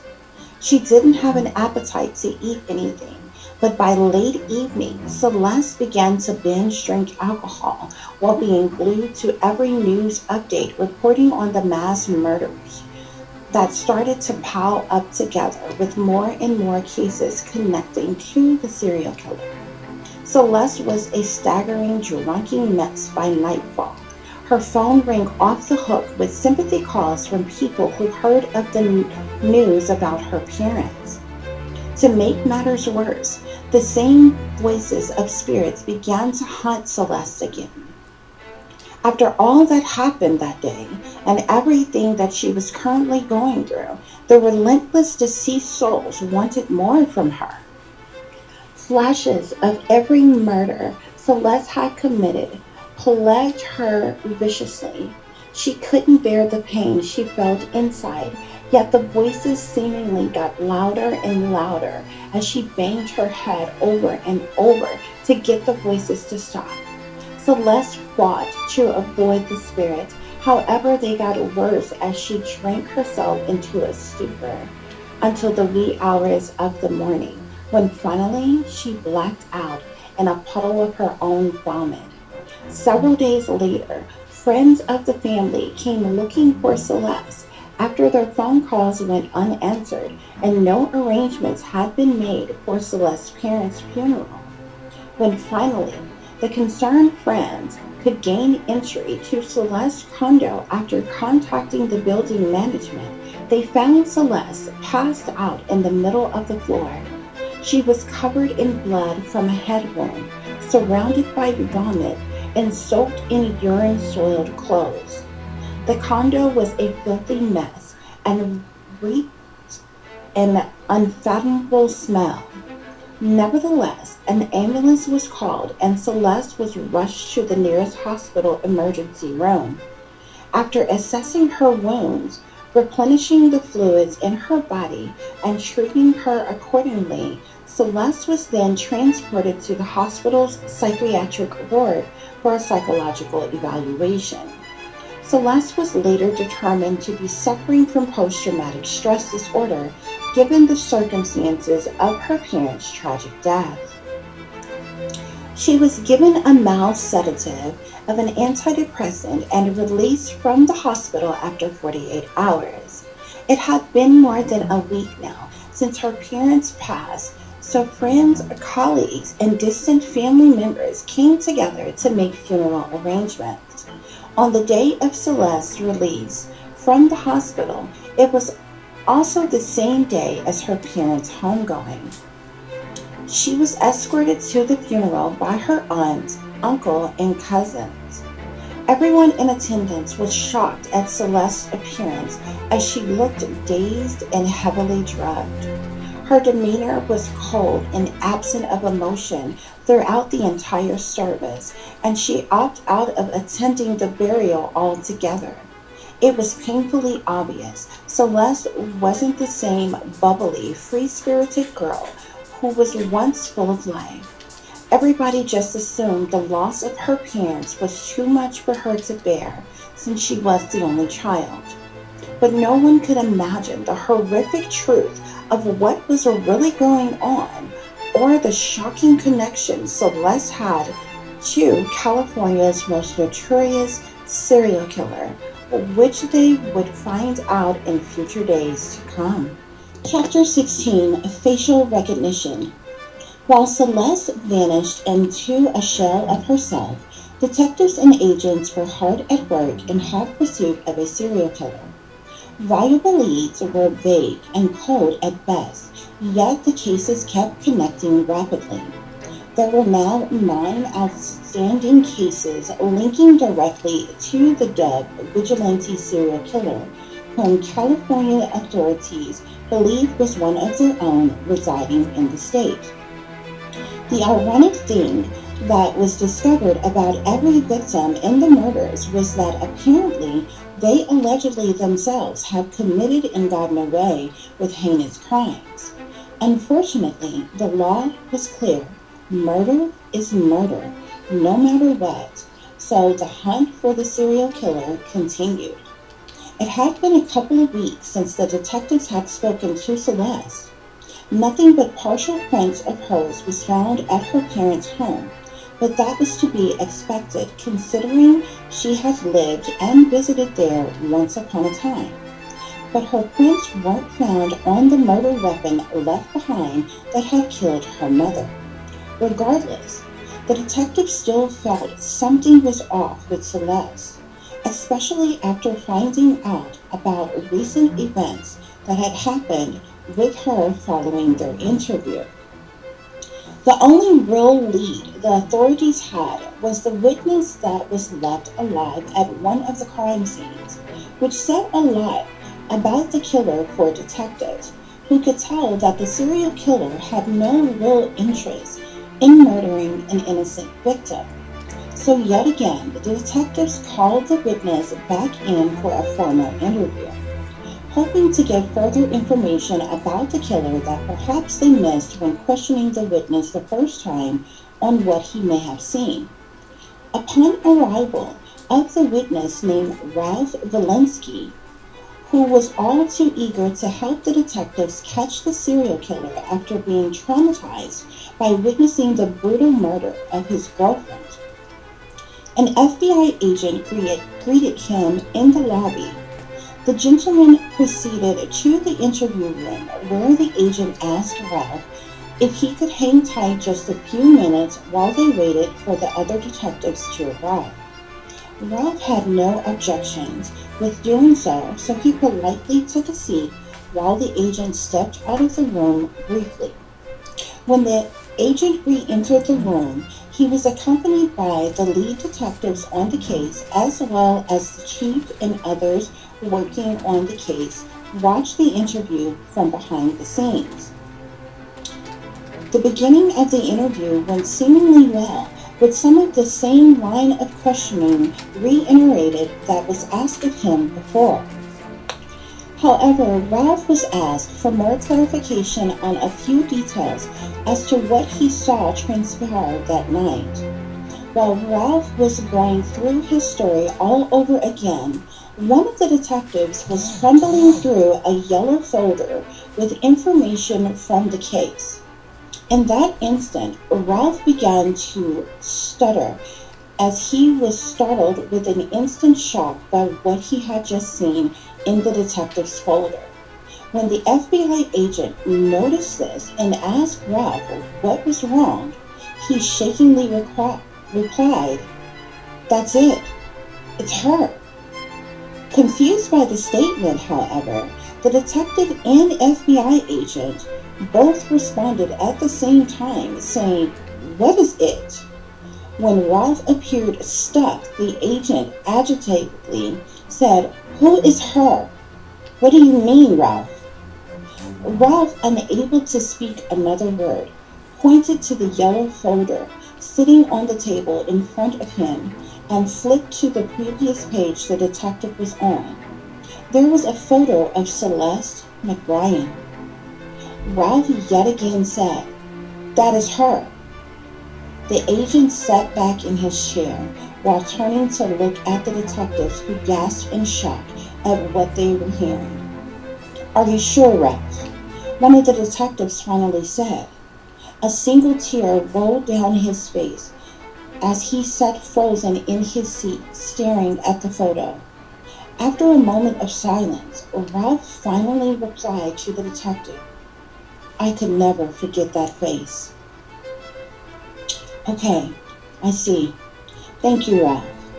You are free to go for now," the agent added as he and the detectives got up to excuse themselves. The entire precinct rallied and cheered as they made preparations to obtain a search warrant to arrest Celeste McBrien. However, all of the investigators working on the case couldn't believe that they had sat in the face of the serial killer without recognizing who she really was. Although excitement ran through the precinct with the anticipation of catching a serial killer, the detectives were hoping that this wasn't a case of mistaken identity for the public's sake. Unfortunately, while waiting on a judge to sign off on a warrant for the arrest of Celeste McBrien, a leak within the precinct made a statement to the media, who immediately aired the police had found the vigilante MASSACRE's serial killer and was obtaining a search warrant for arrest. Celeste, stationed at home in a disarrayed mess, overheard the report on the evening news. She couldn't believe what she was hearing and instantly panicked. She had no idea if it was her that the police were in hot pursuit of to arrest, but it was enough for her to get up, pack a few things, and get the hell out of there as fast as she could. Celeste had no idea what to do or where to go, but she wasn't about to stick around to find out what was next. She threw her luggage and purse into her car and sped out of there in a hurry. Not wanting to take the risk of lingering around her local town, she hit the highway to get as far away as she possibly could. By the time the investigating team got to Celeste's condo, she was long gone. The detectives were furious, believing if it wasn't for the leak, she'd still be there. It was believed that they had just missed her, considering the TV was left on and food was left out that was still warm. An extensive search was done at her condo, which didn't yield many clues or much evidence tying her specifically to any of the murders, besides the bloody clothes that was found in her dirty clothes hamper covered in blood, which was later identified as her own mother's blood. The investigators on the case really needed to interrogate Celeste again, so they were hoping for a speedy arrest. Frustratingly, they could only definitively pin her to her mother's murder because there was no other evidence that suggested that she was the vigilante massacre serial killer. Either Celeste was the slickest, smartest serial killer in history who only slipped up when getting emotionally involved by murdering her parents, or perhaps she wasn't the serial killer at all and only murdered her mother due to personal reasons, the detectives thought. Either way, they had a killer on the loose, running to try to evade capture.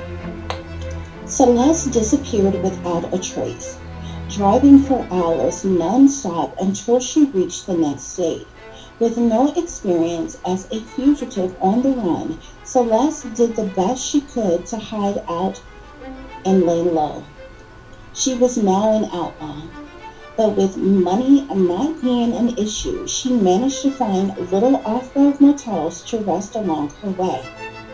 Her sneaky tactics lasted a while, about 3 months, but there was still a manhunt underway for her.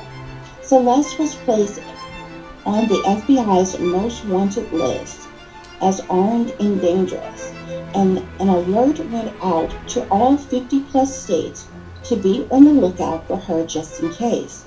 Now the entire world knew her name, her face, the vehicle she drove, and any other relevant information about her.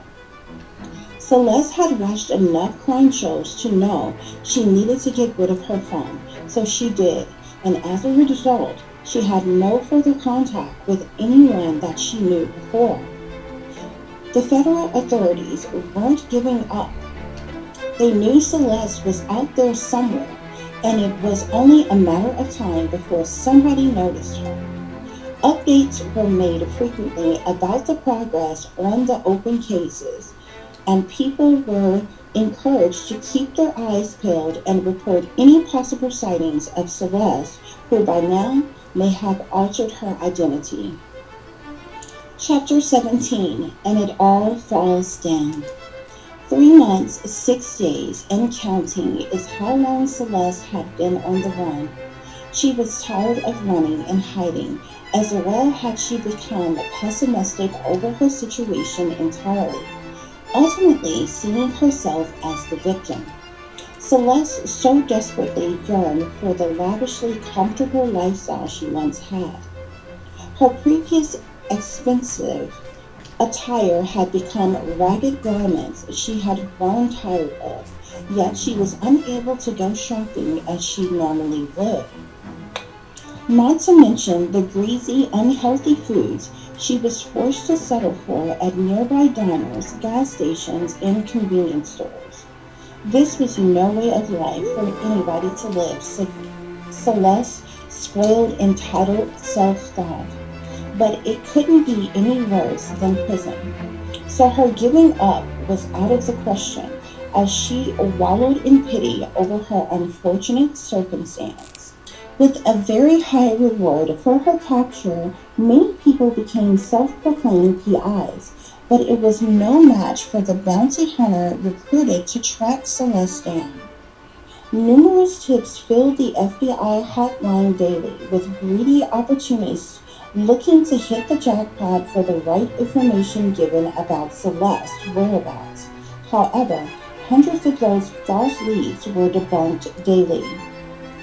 After 271 miles, which equaled about 4 hours and 10 minutes, Celeste had spent more than a month hiding out in Las Vegas, Nevada, when she first went on the run from Los Angeles, California. Now she currently was laying low in Arizona, which is where she had been for the past 2 months. But people have begun to get too close and ask too many questions, which apparently is what folks naturally do in small towns. So Celeste felt she was ready to try to make her way to Mexico. It was a boring, uneventful day like any other Celeste had experienced in the past few months. She put on her scarf covering her head and went to the local diner for dinner, as she had many times before. Ironically, the restaurant was rather busy than usual, and it seemed as if all eyes were on her. So Celeste got her food to go. She stopped in at a neighboring liquor store to get her favorite spirits to drink her sorrows away, then proceeded to go back to her motel room without interruption. Celeste always stayed in places she could walk where she needed to go in an effort to keep her car off the road unless she was on the highway, all of which was to keep from being spotted by the locals. Celeste made it back to her motel room successfully, locked the door behind her, poured her an alcoholic beverage, and started in on her club sandwich while watching the boring show on the television. Although eerily quiet in the surrounding rooms, which was definitely not the usual, Celeste thought nothing of it as she lay across her bed after having one too many. It was a little after 9 p.m. when Celeste was startled awake by a raid at her hotel. Flashing lights glared through the motel curtains, and it sounded as if whatever was going on was just doors down from her. However, Celeste instantly became nervous, suspecting the authorities were looking for her. She was trapped with nowhere to go, so she ran and hid in the bathroom, where she lay inside the tub. Sure enough, the bounty hunter had found her after several tips were called in from the diner she frequented. Unsure of her exact room, everyone was being evacuated from the motel while the bounty hunter and his team searched.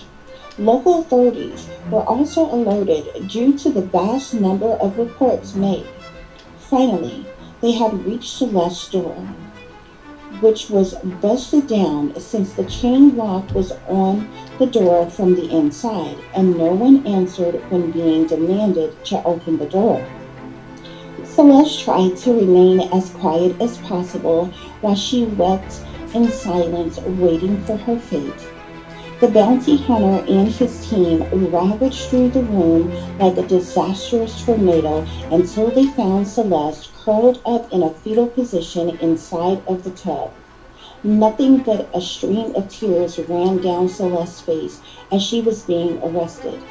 A crowd of onlookers watched in amazement with their cell phones in hand as they recorded every grueling moment of Celeste being apprehended and put into custody. 10 p.m. on a sad Saturday night in Arizona, and at last the manhunt for Celeste McBrien was over. The Arizonian locals wasted no time posting their footage to social media, which went viral instantly.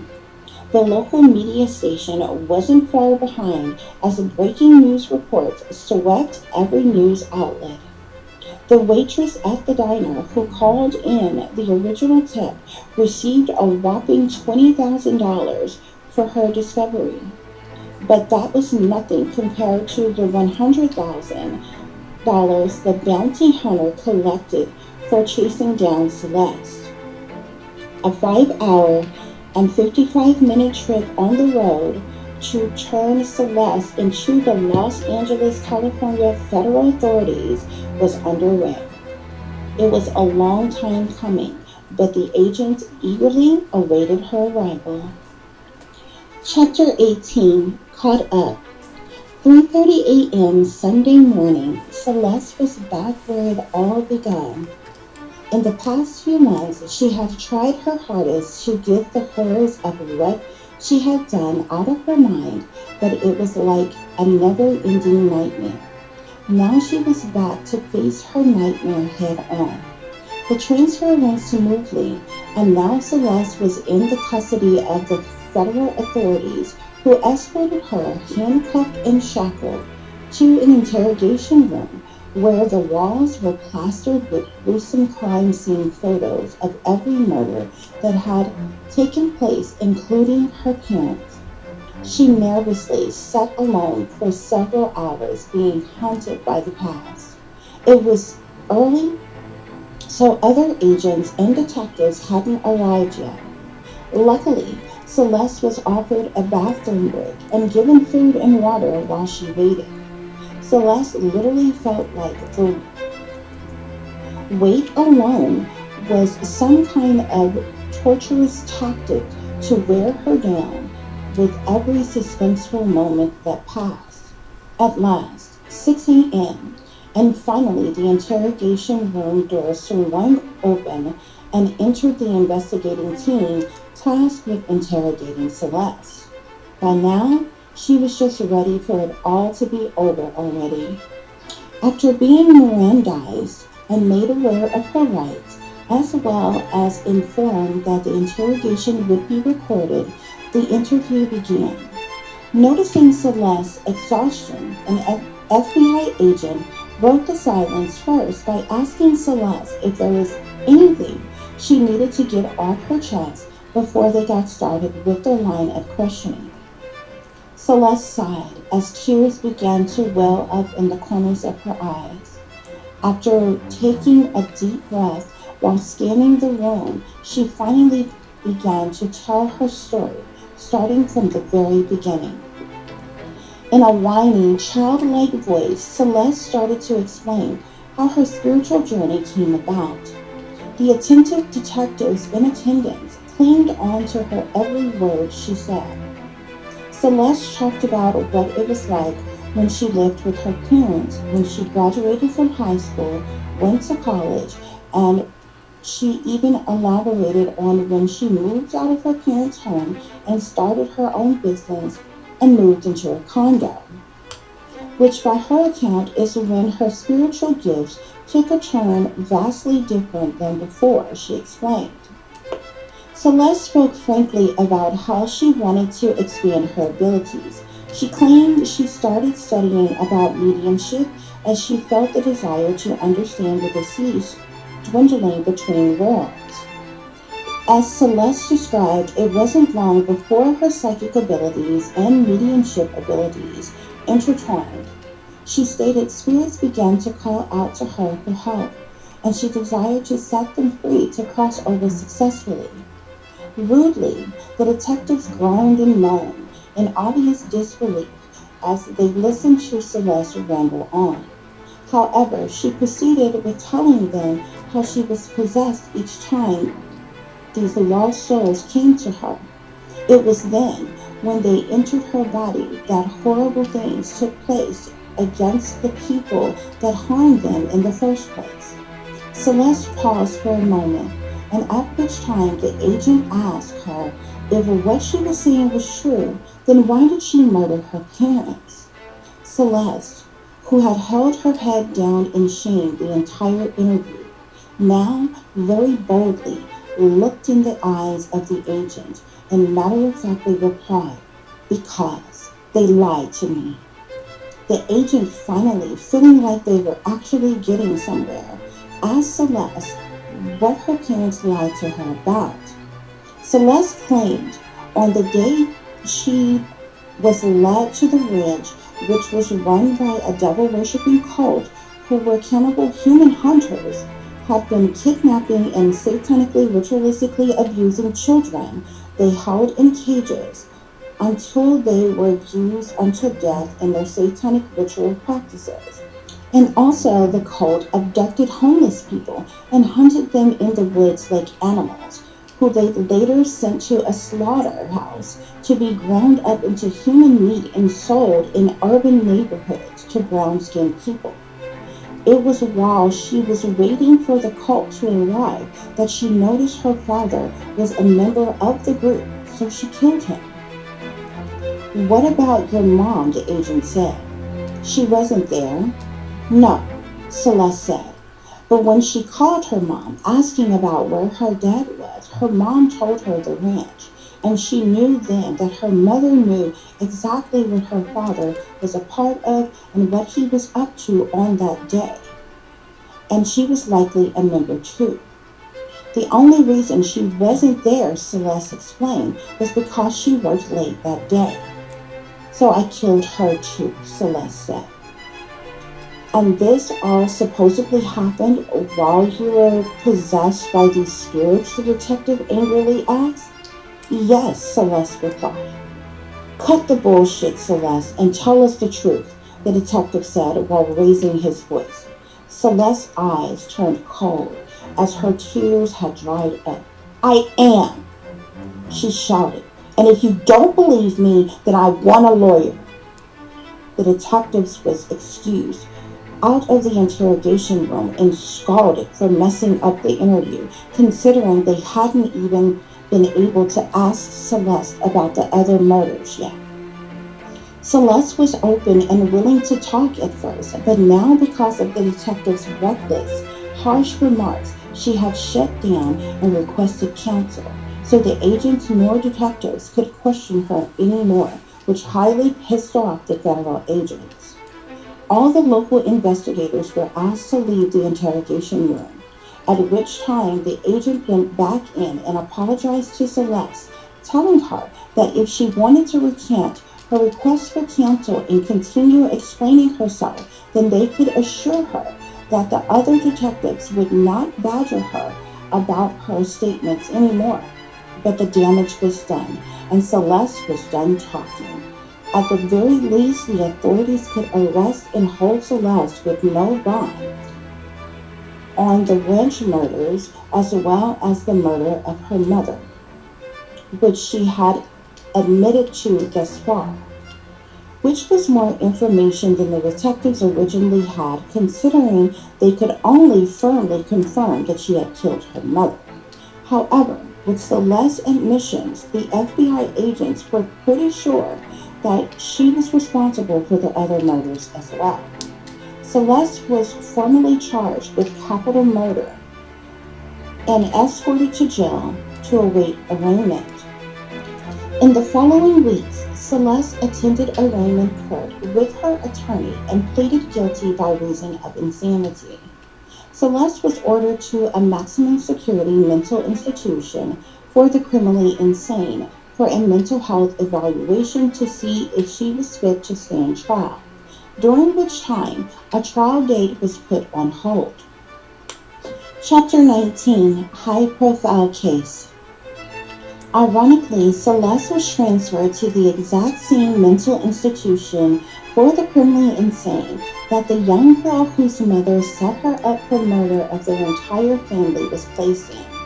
Over several weeks, Celeste saw multiple therapists and other individuals who were very sketchy characters, those of which relentlessly poked and pried in her life, asking her endless questions about her claims of being possessed by spirits and what all she knew about her parents' affiliation with the ranch or satanic cults. Celeste, while still in her right mind, felt the line of questioning was highly suspicious. The satanic powers that be were trying to cover up something. It wasn't long before Celeste was forced to take psychotropic and antidepressant drugs, which made her feel more out of her mind and body than when she was possessed. The government officials that ran, ruled, and controlled the facility were very sinister indeed. Something just wasn't right about the staff at all, whose main job was to keep the patients under mind control. Randomly, between Celeste's transparent moments of clear consciousness, she was able to determine the real objective for her being institutionalized. It wasn't at all about deeming her as competent, but in fact they wanted her labeled as insane so they could try to discredit her and cover up the misdeeds in the process. Regardless, Celeste was yet and still psychic, telepathic, and had mediumship abilities. Luckily, she was lucid enough to put the pieces of the puzzle together in her free time alone. Spirit still communicated with Celeste regularly, but to others, of course, it appeared she was talking to herself. Funny how they set these things up to look like mental illness when it's not. Come to find out, the government and wealthy elite people in power controlled the functions within the satanic cults nationwide, as well as the rituals, sacrifices, murders, kidnappings, and trafficking. It was no coincidence that Celeste ended up where she currently was. It was all set up that way all along, and the spirits were helping her along the way. Eventually, the spirits finally revealed the true reasoning for them coming to her specifically, and it was more shocking than ever. Celeste's parents, who were very high-profile, wealthy doctor and lawyer, had her under MK-Ultra mind control since she was a child to cover up their cult secret society dealings and Celeste's childhood trauma of satanic ritual abuse, which is abuse she couldn't remember by design. This is why Celeste's parents acted the way they did with her, very nonchalant, absent, and neglectful.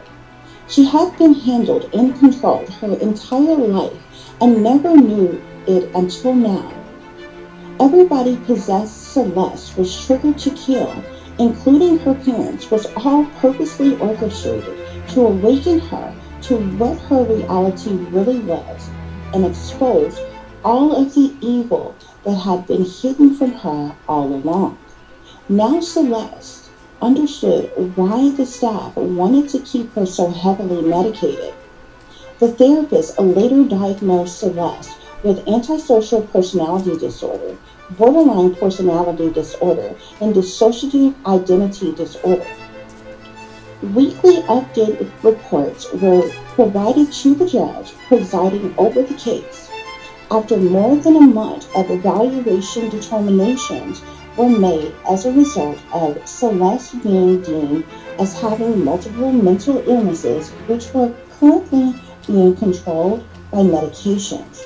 The Honorable Sitting Judge accepted the guilty plea by reason of insanity. At this point, it was meaningless for a trial. However, Celeste's legal team made a request on her behalf to the judge for there to still be a hearing as she wished to tell her story in her own words with the hopes of a fair sentencing because they did not feel she needed to be imprisoned for life due to her condition. Of course, the prosecution, who were working with the satanic powers that be, opposed this idea, because they did not want the crimes to be publicly heard. Doing so would expose the reasons for Celeste killing the celebrities, wealthy persons in power, law officials, her parents, and the cult members at the ranch, something in which those in power did not want to publicly be known. They much rather the public believed that Celeste was nothing more than a mentally ill serial killer that had lost her mind, which is what the media was reporting on the news. Nothing could be further from the truth, but it was a rabbit hole way too deep and a portion of Pandora's box that the government didn't want open. Fortunately for Celeste, she had the right to do so. Had Celeste been some poor, impoverished simpleton with nothing more than a public defender working for the government, she would have been completely dismissed and buried in the system, never to be heard from again. In fact, being institutionalized, regardless of any disabilities or mental illnesses, would not have even been an option for that person. Instead, that person would have most definitely been discriminated against, imprisoned, and sentenced to life without parole, if not death. But Celeste's parents were wealthy, as was she, so she could afford to fight for her rights. Celeste understood very well that it was doom and gloom for her. But if there was a possibility of her not spending the rest of her life imprisoned in an institution, then she was going to fight for it, and the public needed to know the truth. Ultimately, the judge decided and made his ruling in favor of Celeste as it related to the matter at least. There would be a trial hearing and sentencing accordingly. Frustrated at the judge's decision, the prosecution petitioned the court for there to be a closed hearing, barring the public and media from its proceedings. Yet again, there was a back and forth tango between the defense and prosecution about this matter. The defense rebutted argument against the prosecution's petition to the court for a closed hearing was because doing so would defy the whole purpose for there to be a hearing in the first place.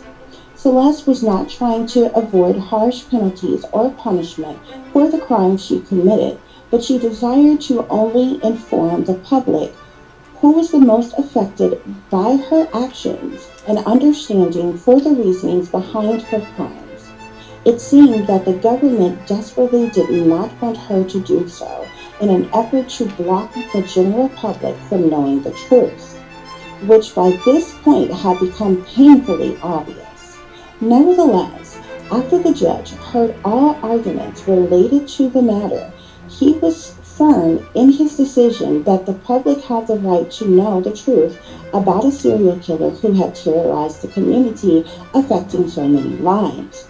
In addition, Celeste had the right to a fair trial as well as to face her accusers. Frankly, the information the prosecution was trying to keep concealed technically was public information. Thus, even the public had the right to hear the details of the case without further delay.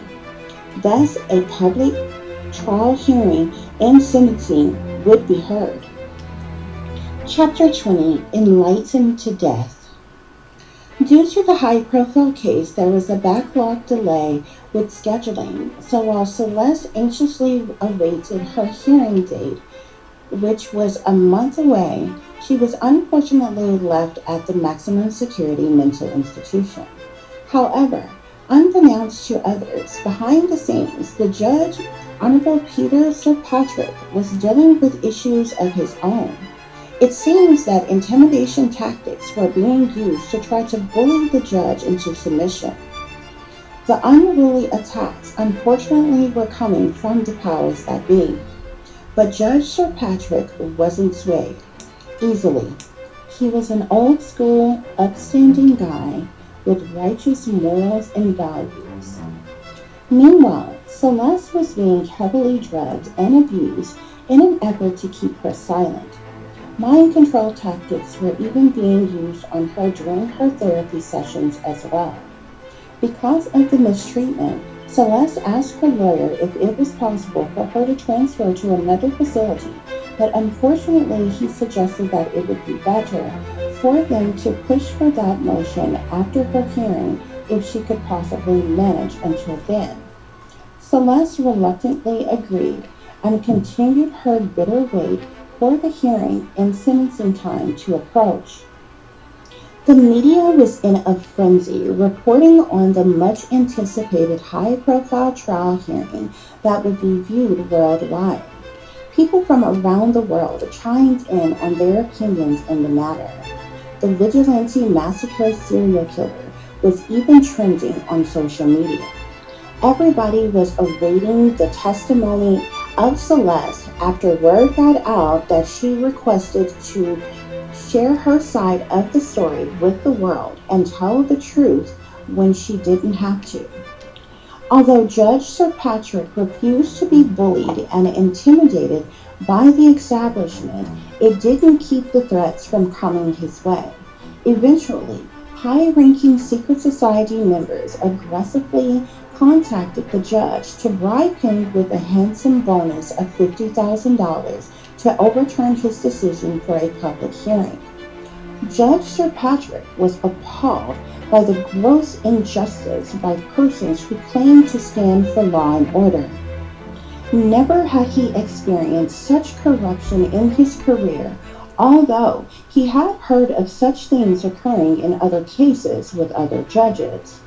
It actually intrigued the judge as to what exactly the government was trying to hide from the public as it related to this case. So, at his own detriment, he didn't take the bait. Celeste settled in her sorrows with her life, now programmed and dullishly boring with nothing more than the daily deadly dose of cocktails. The only thing she had to look forward to were the occasional visits from her lawyer, but things surprisingly changed about a week before her trial hearing when she received a new visitor, a journalist by the name of Amy MASSACRE.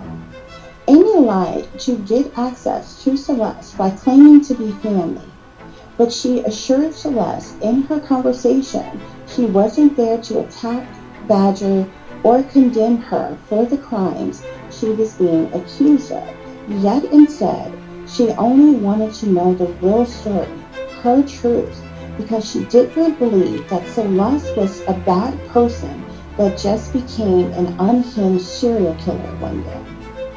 All of which was just in case the hearing did not happen and they attempted to silence her. Something the journalist, Amy, told Celeste she knew that the government was trying to do, which she found out from her secret sources. Celeste was shocked by the scandal of it all. She could not believe just how desperate people in power were to keep her from speaking out. Amy continued in telling Celeste it's nothing new. The government has always set up and covered up things when it comes to high-profile cases. There's a lot of things they keep hidden from the general public. Not to mention, they control the media too.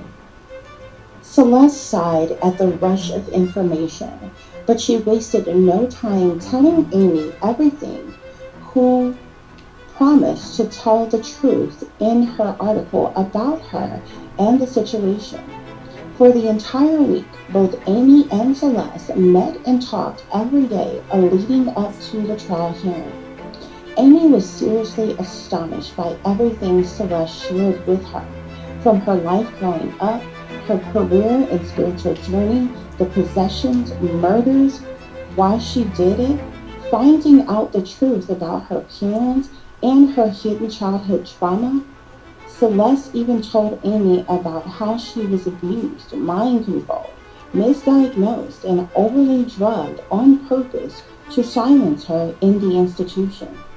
By the week's end, Amy felt she had the best kept secret story that no one else had or would ever be likely to hear.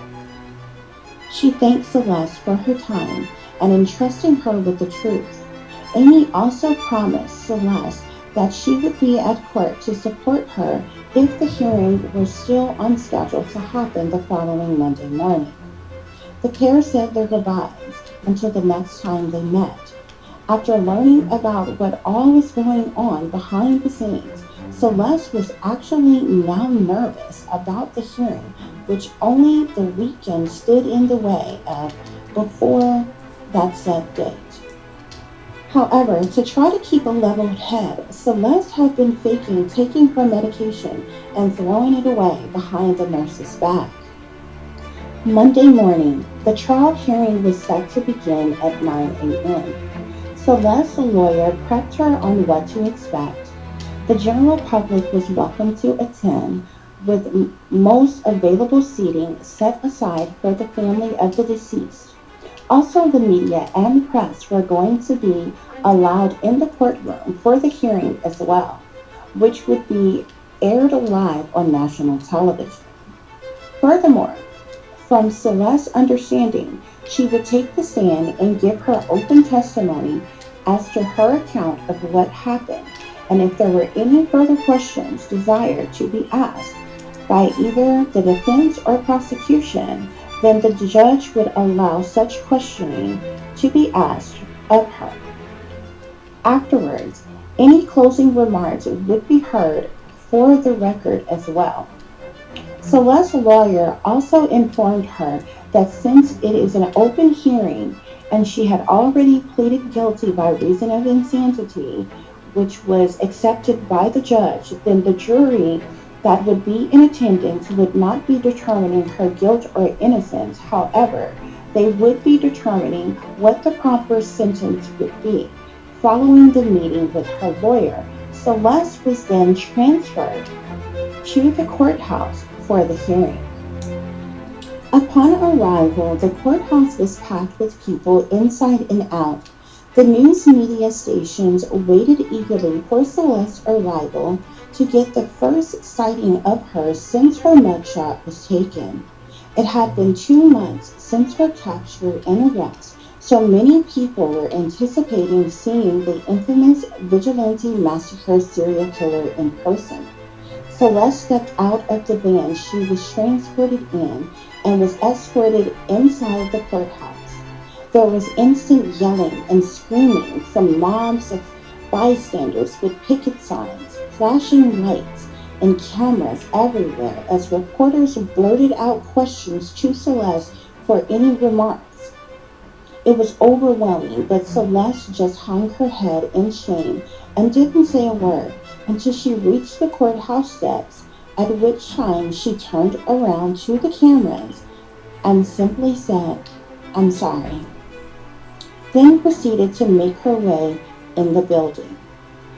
The inside of the courtroom was just as packed with people. All eyes were on Celeste. She finally made contact with her lawyer and sat down. As she scanned the room, she even spotted the journalist, Amy, that had visited her. Glad she came to court to see her as promised. The moment everyone was waiting for had finally arrived. The trial hearing began with the entrance of the Honorable Judge Peter Kirkpatrick, who looked alert but rather disheveled for obvious reasons. The courtroom was completely silent as the judge made his opening remarks towards everyone who was present. Since this wasn't a regular trial, the hearing was not going to be a long, drawn-out ordeal. So without any further delay, Celeste was called to the stand and sworn in to give her testimony. Celeste first started off by providing the court with personal information about who she was as a person, her upbringing, and what led her to her spiritual journey. She went on to talk about her transitioning to moving out her parents' home and on her own, starting a spiritual practice, and how she came about her psychic and mediumship abilities. Celeste wasted no time telling everyone in attendance how her connection with the spirit realm and those who are deceased had an adverse effect on her and altered her perception of reality.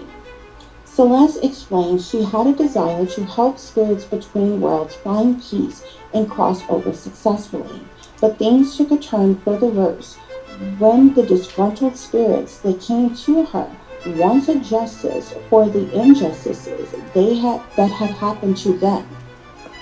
At first naive about what the spirits wanted exactly, Celeste expressed how she just thought her mission would be to expose the truth of how and why they died, but that was clearly not the case when the spirits began to aggressively possess her during the sessions, controlling her mind and her body to do things she otherwise would not have done. By now, Celeste knew the spirits not only wanted the truth revealed, but they also wanted revenge, which sickened her every time her vessel was used to enact their murderous desires. At this time, Judge Peter Sir Patrick, who now looked pale in the face, took the opportunity to call for a brief recess. Everyone was confused and dumbfounded by this, considering the court had only been in session for 30 minutes. Loud whispers began to circulate around the courtroom. While many remained seated, others, like the news broadcasters and journalists, took the break to make their reports about what had transpired thus far. What no one was aware of was that the judge had been ill all morning, vomiting. Someone had slipped him a drug or some kind of poison into his coffee, which is why he didn't feel well that day. Court resumed 30 minutes later, however, and Celeste continued with her testimony. She disclosed how the first 6 sessions that she had when the spirits possessed her to kill were of victims who had died due to police brutality, rape, abductions, poisonings, forced suicide, human sex trafficking, and domestic violence. As did she include her last sessions, which were due to a family annihilation set up and a human hunting satanic cult that preyed upon homeless and children. Before Celeste could utter another word, there was a loud pop heard in the courtroom. All of a sudden, a raging protester yelling obscenities set off a smoke grenade and everyone panicked. It was a clear threat to the judge specifically. Someone had let this man in with a smoke bomb to cause a distraction just to get court dismissed. The protester was nothing more than a mind-controlled patsy used for a false flag operation. The media, however, had a field day with the staged event as breaking news aired live. The judge, Celeste, and lawyers were rushed out of the courtroom into hiding for the suspected death threat. No one was hurt, but the powers that be got the effect they wanted, to shut down the hearing. Coincidentally, right when Celeste was about to go into detail about each of the murders, which would have exposed the satanic cult, human trafficking, human sacrifice, and child satanic ritual abuse, but frankly, the damage was done because everyone had already heard Celeste's statement as to why she committed the crimes. Everyone was ushered out of the courthouse immediately, and no further proceedings in the matter of the hearing were conducted that day. The smoke bomb protester was arrested promptly. Celeste was transported back to the institution where she met with her lawyer in private, and everyone was told to wait for further notice if and or when the hearing may resume. The judge, understandably shook by what occurred in his courtroom, unable to make any decisions about a future continuance of the hearing, by the end of the day, The Honorable Judge Peter Sir Patrick left work feeling uneasy and sick to his stomach. The judge was successfully escorted to his car by armed guards on duty at the courthouse so that he could go home for the day. But by the time the guards turned around and made it back to the courthouse building, the judge had started his engine, and all of a sudden, his car exploded into pieces with him inside. The satanic powers that be cowardly murdered the presiding judge over Celeste's case. The breaking news headline went from talking about Celeste's controversial hearing and the abrupt disruption of a protesting smoke bomber to the cold-blooded murder of the presiding judge. A setup, lies, corruption, and a clear cover story to the likes of which no one had ever seen before was being reported live by the fake news media, who were now confirming that the disgruntled protester smoke bomber had placed a real explosive bomb in the judge's vehicle before entering the courtroom to cause a distraction. Celeste and her lawyer were stunned with shock when they got the news while indulging in a conversation back at the mental institution after that morning's court hearings. Celeste's lawyers told her in sight of recent events that he was going to request her transfer to a different institution facility where she would be more safe, but that also a new judge would likely be appointed over the court proceedings and he would keep her updated. Journalist Amy MASSACRE couldn't believe what happened. This was the biggest story trending all over the news and web worldwide. She knew the things that occurred must have been a setup from high up, and she was about to blow the whistle on the whole damn thing, because she had the inside scoop that no one else did. Amy, who by day worked for one of the biggest journalist companies, and by night she was a freelancing private investigative journalist, decided now was as good a time as any to leak her story, since the court hearing had been botched and wasn't likely to continue. Amy anonymously leaked her interview with Celeste at the company she worked for.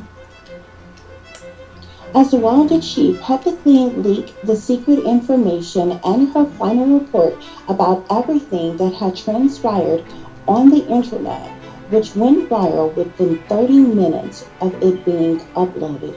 She was literally trending and getting more views than the mainstream media, which surely pissed them off. Amy not only reported that all the events that had taken place in the courtroom was a stage set up by the powers that be, but that in fact the government had already been trying to block the public, media, and press from attending the hearing altogether.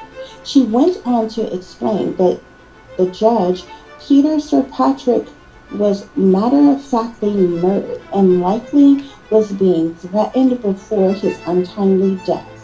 Of course, all hell broke loose after Amy exposed her job fired her almost immediately when they discovered she was the leak.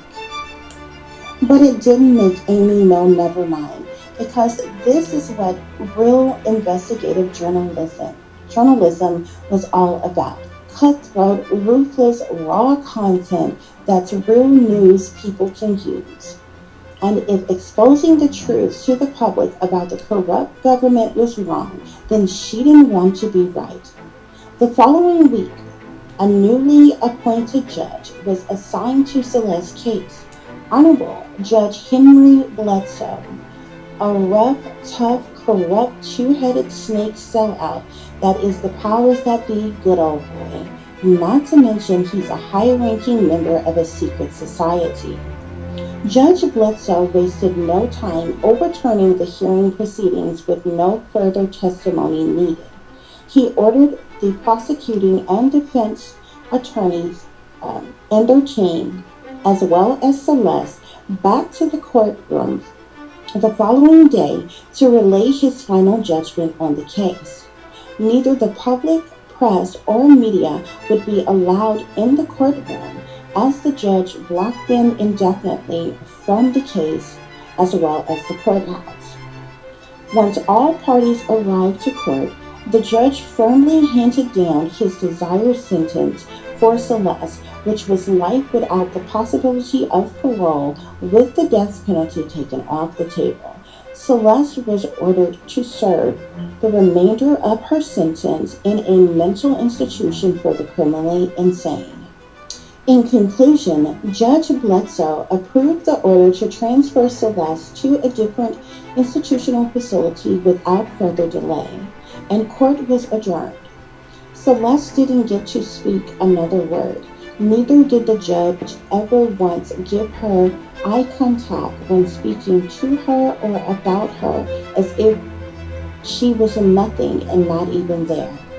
It was an unfair sentencing, and Celeste's rights clearly have been violated, considering the jury wasn't even ordered back to court to allow a jury of Celeste's peers to decide on the proper sentencing. The government was clearly in a hurry to lock Celeste up and throw the key away forever. Nevertheless, that was that, and it was finally over. Amy Mackerel was viciously attacked in a suspiciously random vehicular collision, causing her severe injury, head trauma, and hospitalization. She later slipped into a coma and was pronounced dead by the end of the week after she was purposely murdered in the hospital by a nurse who was secretly paid to take her out. Chapter 21, Seeing is Believing. First thing Tuesday morning, Celeste was discharged from the Los Angeles, California State Mental Institution. She was later transferred to the Hidden Valley Sunnyside Correctional Institution, a secretly classified luxury facility for wealthy individuals. This incarcerated institution secretly housed high-profile clients such as celebrities, government officials, doctors, lawyers, as well as other wealthy elites or their children. The facility staff are all made up of specialized agents, military correctional officials, therapists, hypnotists, scientists, general practice doctors, nurses, etc. Although the facility's interior and exterior is of very comforting, luxurious quality, the prisoner patients are definitely confined and under strict 24/7 supervision while living in the most lavishly exquisite conditions. While some patients by court order are condemned forever, others are high-profile, top-secret, and classified long-term treatment mental health patients who have been sanctioned by the CIA and shadow government. Celeste finally arrived at her new home. Institutionalized wasn't how she wanted to live, but she counted her blessings because matters could be worse. At least she wasn't in a filthy prison forever, she thought. The Hidden Valley's Sunnyside Correctional Institution was a major upgrade from the overly populated dump she had just left. Despite the situation, Celeste was content with embracing her new life, but nothing could prepare her for what was yet to come. Upon check-in, Celeste received an eerily warm welcome greeting as if she was on vacation at some kind of resort or something. It was really creepy, but she settled in seemingly well. Interestingly enough, all of the imprisoned patients shared a spacious, luxurious room with a single woman. However, the long-term treatment residents had their own suite room to themselves. The facility even has many amenities for its residents, such as indoor-outdoor pools and hot tubs, spas, sauna, steam room, gym, library, recreational sports activities, flat-screen TVs, theater, etc. Per the rules and regulations, however, only good behavior rewards residents with the luxury of all the amenities as well as social gatherings, free time, arts and crafts, TV, and music time. A day in the life of each resident differs depending on their progress, behavior, and programming. But daily scheduled activities consist of group meetings, therapy, meditation, yoga, treatment, chores, fitness, and educational classes. Nevertheless, it wasn't long before Celeste began to notice some strange oddities, one of which is that all of the patients were kept extremely overly medicated. In fact, it wasn't an option as to whether a patient wanted to take medication or not. They were forced to, and if they fought against doing so, they were thrown in the hole, which is a padded isolation room, and forfeited all of their privileges for a week. No matter how fancy the facility, there is evil within Hidden Valley's Sunnyside Correctional Institution, and if the patients weren't careful, it would be at their own detriment. Day in and day out, Celeste witnessed wickedness amongst the wealthy individuals trapped inside. From demonic possession, MK Ultra mind control, monarch programming, brainwashing, intimidation tactics, psychological operations, human experimentations, torture, sexual, spiritual, physical, emotional, and psychological abuse, satanic ritual abuse, beta sex programming, cloning, drugging, poisonings, murders, and suicide. Celeste couldn't believe she was trapped inside an expensive paradise hell. In an attempt to lay low and escape the madness, Celeste began to go within during her meditation sessions. It had been a while since the spirits had contacted her due to all the medication she was taking, but somehow she managed to open that portal again. Yet again, Celeste was in the very same spiritual cycle that got her there in the first place. The lost spirits visiting her were her only friends, and she embraced and appreciated this more so now than ever. Unfortunately, Celeste wasn't exempt from the torturous tactics that were done to other patients. She too was abused in unfathomable ways during her therapy and treatment sessions. This highly angered the spirits that were now trapped inside of her, eagerly awaiting the perfect opportunity to use her vessel to enact revenge yet again. 3 months and 33 days was how long it took before enraged Celeste retaliated under possession for the first time since her incarceration. The unsuspecting victim of Celeste's possessed outburst was a perverted staff member who preyed upon the female patients. He was a creepy bastard that always peeked in on the ladies taking showers. Late at night, he even snuck in their rooms and violated them. So Celeste stabbed him in the eyes with a fork one day, blinding him instantly. Of course, Celeste's actions didn't go without punishment. She was held in a straitjacket, severely drugged, and kept in isolation for a month, which resulted in her losing all of her privileges as well, but it was worth it, she thought. Months later, Celeste was found hanging in her closet, dead. It was a cold-blooded murder, which the facility covered up as they often did before with others.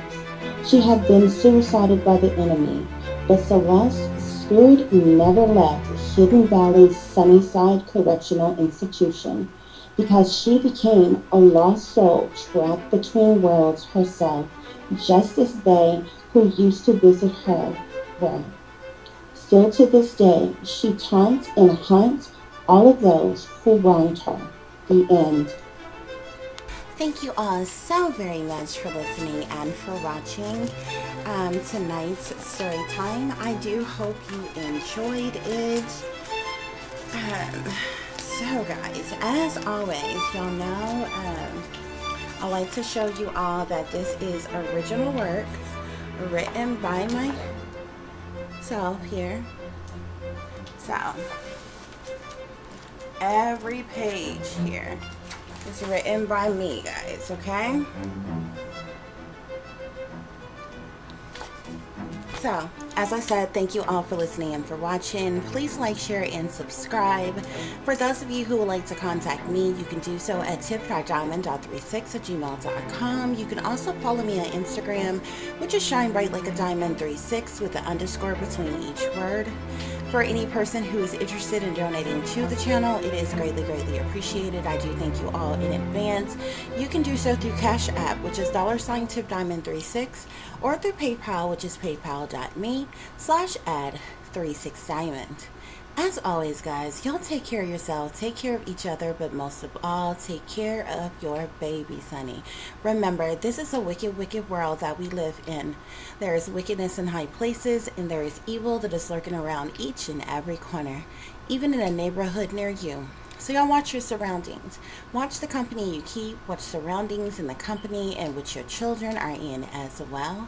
And considering the fact that you never know when someone may betray you, backstab you, try to hurt you, or harm you, honey. Keep you some protection on you. Y'all stay awake, stay aware, stay vigilant, and stay prepared, because if you stay ready, you ain't gotta get ready, baby. Until the next time, peace, love, and light. Namaste. I am that I am, created in the image of God.